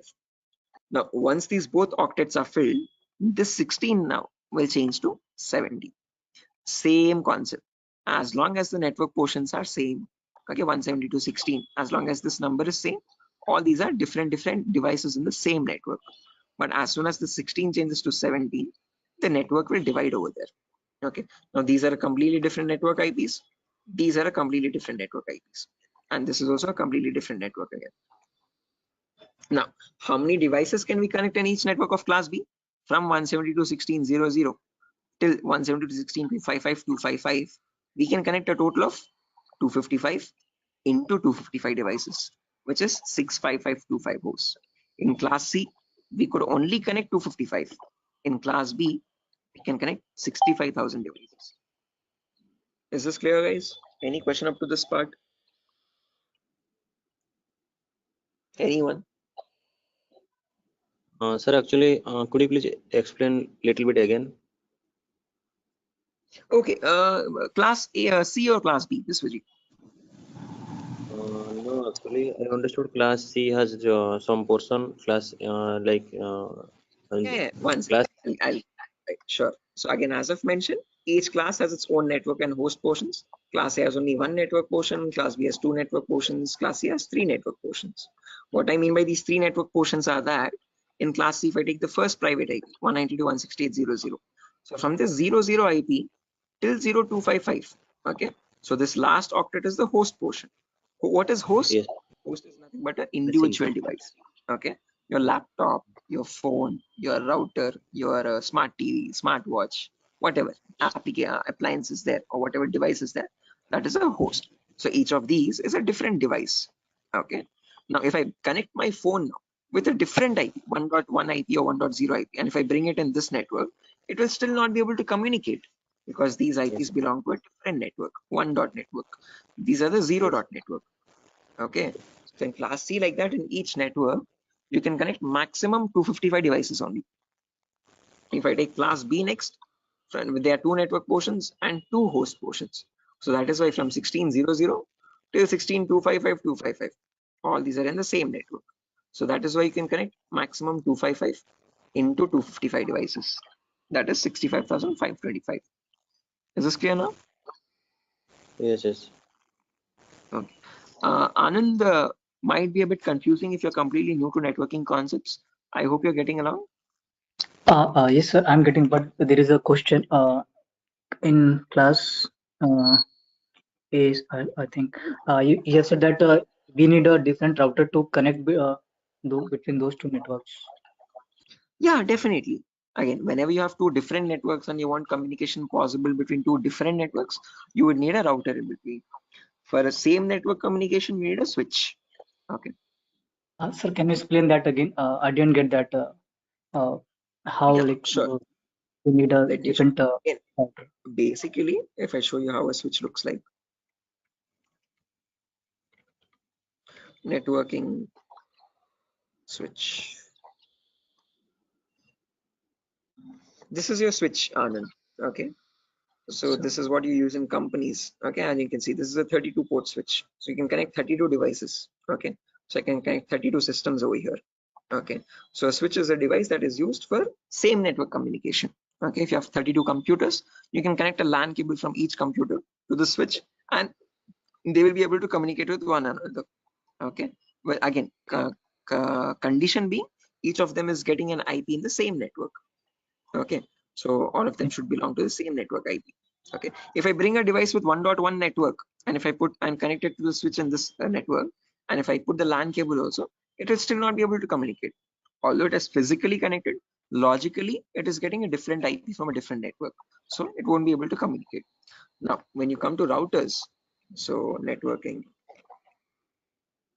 routers. Okay, this is how routers look like. Okay, might be a bit similar to switch though, as you can see, but somewhat different. Okay, a router is capable of connecting two different networks altogether. Okay, so let's say I have switch A and switch B. To each switch there are 32 devices. If I want these two different networks, okay, let's say switch A is a 0 dot network, switch B is 1 dot network. Now if I want them to communicate with together, I have to connect these both switches to a router in between, and then through the router they can transfer packets. Okay. Okay. Is this clear, guys? Yes, sir. Right. In our home network also, that is the same thing that happens. Okay. This is how our home router looks like, the Wi-Fi router, and that router is communicating between two different networks. What are the two different networks there? One is the internet, the other is my local network, local LAN network, Wi-Fi LAN. Okay. My phone, my smart TV, all these are getting private IPs. So when these private IPs want to communicate with the public IP, you have a router in between, communication between two different networks. I hope this clarifies more. Yes. Right, perfect. Any other questions, guys, up to this part before I go with class A example now? Okay, now when we take class A, if you remember, I've told you class A has one network portion and three host portions. So first IP is 10.0.0.0. So from 10.0.0.0 all the way up to 10.255.255.255, all these IPs belong to the same network because the first network portion is constant. Okay, doesn't matter what the host portions are. Okay, they can be anything and they will still belong to the same network. As soon as this 10 changes to 11, there the network divides again. Okay, so from the first IP 10.0.0.0 to 10.255.255.255, we can connect a total of again 255 to the power 3. Okay, those many devices. Okay, so in class A we could only connect 255 devices. In class in class C we could connect only 255 devices. In class B we could connect 255 into 255 devices, and in class A we can connect 255 into 255 into 255 devices. So that is the main difference between the classes, guys. Okay, each class has its own what you could say limitations. Okay, each class is connecting a certain number of hosts only. Okay, if you want to connect less than 250 devices, you can go with class C for small networks. If it is a multinational company where you have more than 255 devices, then you can go with class B or class A. Class D and class E are special IPs, guys. We do not use them. They are not given to the general public. They are used for other services such as military services, government portals, news broadcast, or weather telecast, all these research and development, all these various organizations use Class D and Class E. Okay, they are not given to the general public. Is this clear, guys? Any questions or doubts up to this part? Anyone? Anand, Biswajit, Mamun, Ravikiran, Shafiuddin, Shiva, Sujata, Tripti. Oh, sir.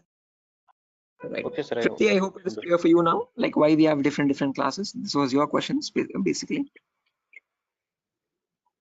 Yes, sir. Yeah. I guess Tripti was the person who asked. I hope it is clear for her. Yeah, it's clear. Right. Okay. Again, yes, we have a few more topics to discuss, guys, actually. But one thing, I guess there's a couple more students also who are supposed to be joining. Okay, again, there's no confirmation on the fees as well. A couple of you have confirmed the payment and a couple of you have not yet. Okay, so that is why what I'm going to do is I'm going to end the session over here for now. Okay, we have 15 minutes left out. So if you have any questions or doubts, you can let me know. If not, I'll share the document now. So please share your email addresses, guys, if you have not shared yesterday, so that I can share this notepad file again.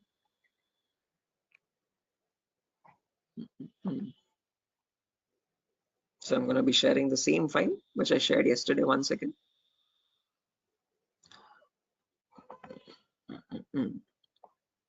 So yesterday I got 5 email addresses.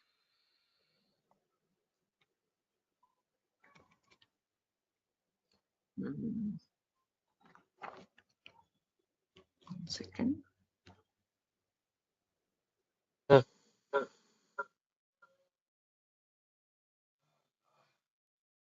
Sir, my email address Shafiuddin Sayed70@gmail.com. Oh yeah, 1 second, Shafiuddin. Just a minute.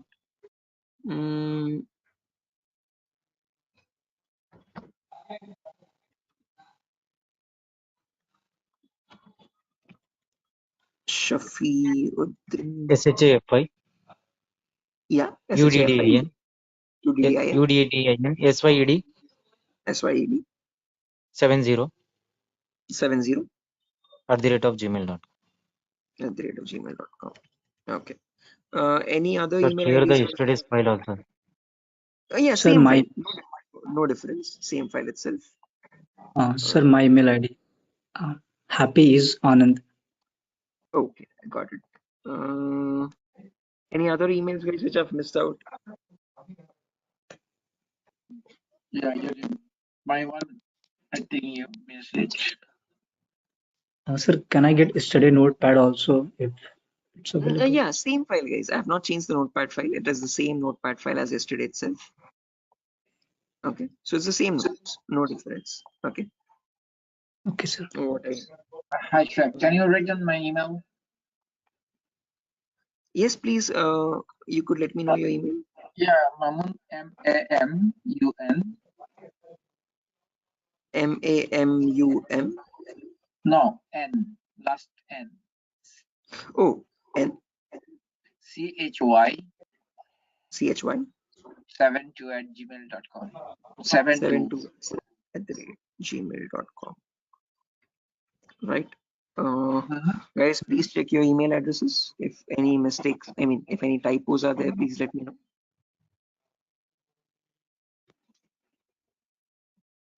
Is that it?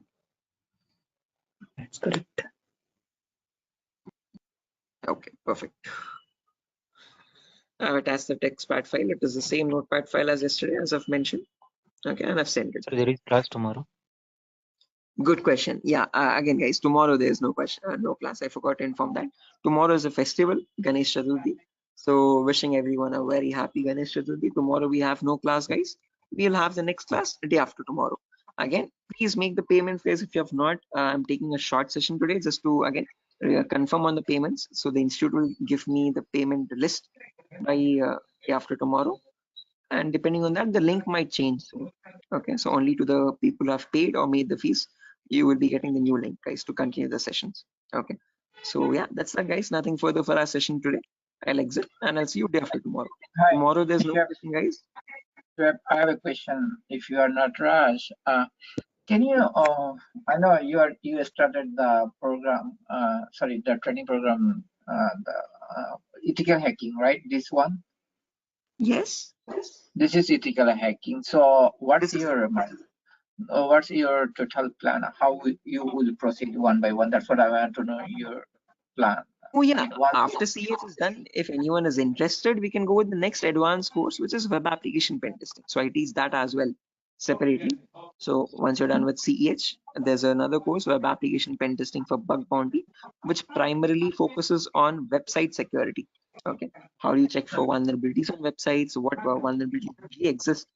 For example, such as SQL injections, cross-site scripting, broken authentication, CSRF, cross-site request forgery. These are the vulnerabilities that pen testers need to test for. Okay. The reason why I teach that course specifically is because that is the main booming field in India at the moment, website security, because there's a lot of companies that are coming online. Every business is shifting online. So with the rise in websites, there is a necessity for a rise in website fraudulent activities as well. So after CH is done, you can join that course, web application security. So actually, what the course fees of web application security? Same, that is also 8,000 rupees. Okay, and cloud security same. Cloud security is a bit different. That is around 12,000 guys. But again, I am setting up the lab for it at the moment. So at the moment it is on hold because my AWS plan is completed. So I have to refresh that again. I have to renew that. Okay, and then start it up. So at the moment, there is no cloud security, guys. It might take a while. It might take a month or so. Actually, So I wanted to like after completion of this course and learning all the things, practicing, then I was thinking to learn cloud security. Sure. Again, as I've mentioned, I'm going to be providing the resources for that in the meanwhile. If you're planning on specifically focusing on cloud security, and once they start a live batch, you can join that batch as well. No, actually, I wanna like join cloud security as well as web application security both. Sure. Again, after CH is done, I'll right away start web application security. After that, again, we can take cloud security separately. Okay. Mamun, you have raised your hand if you have any question. So basically, you will focus first two. One is the ethical hacking, and once it's done, then you will focus on web application. This is the main course you are focusing, right? Yes. So this is the foundational course, Mamun. Again, there's some Yeah, background that's what disturbance. I want. Yeah, that's what I want to know. Only after this course is done, I would recommend you go with the other courses. If you don't go with this one first, those might seem a bit confusing because we won't be going with any basics at all. We directly dive into the advanced concepts. And if you're a complete pressure to the cybersecurity domain, doing that would be quite troublesome, you could say. I got you. Right. Anand, you have raised your hand.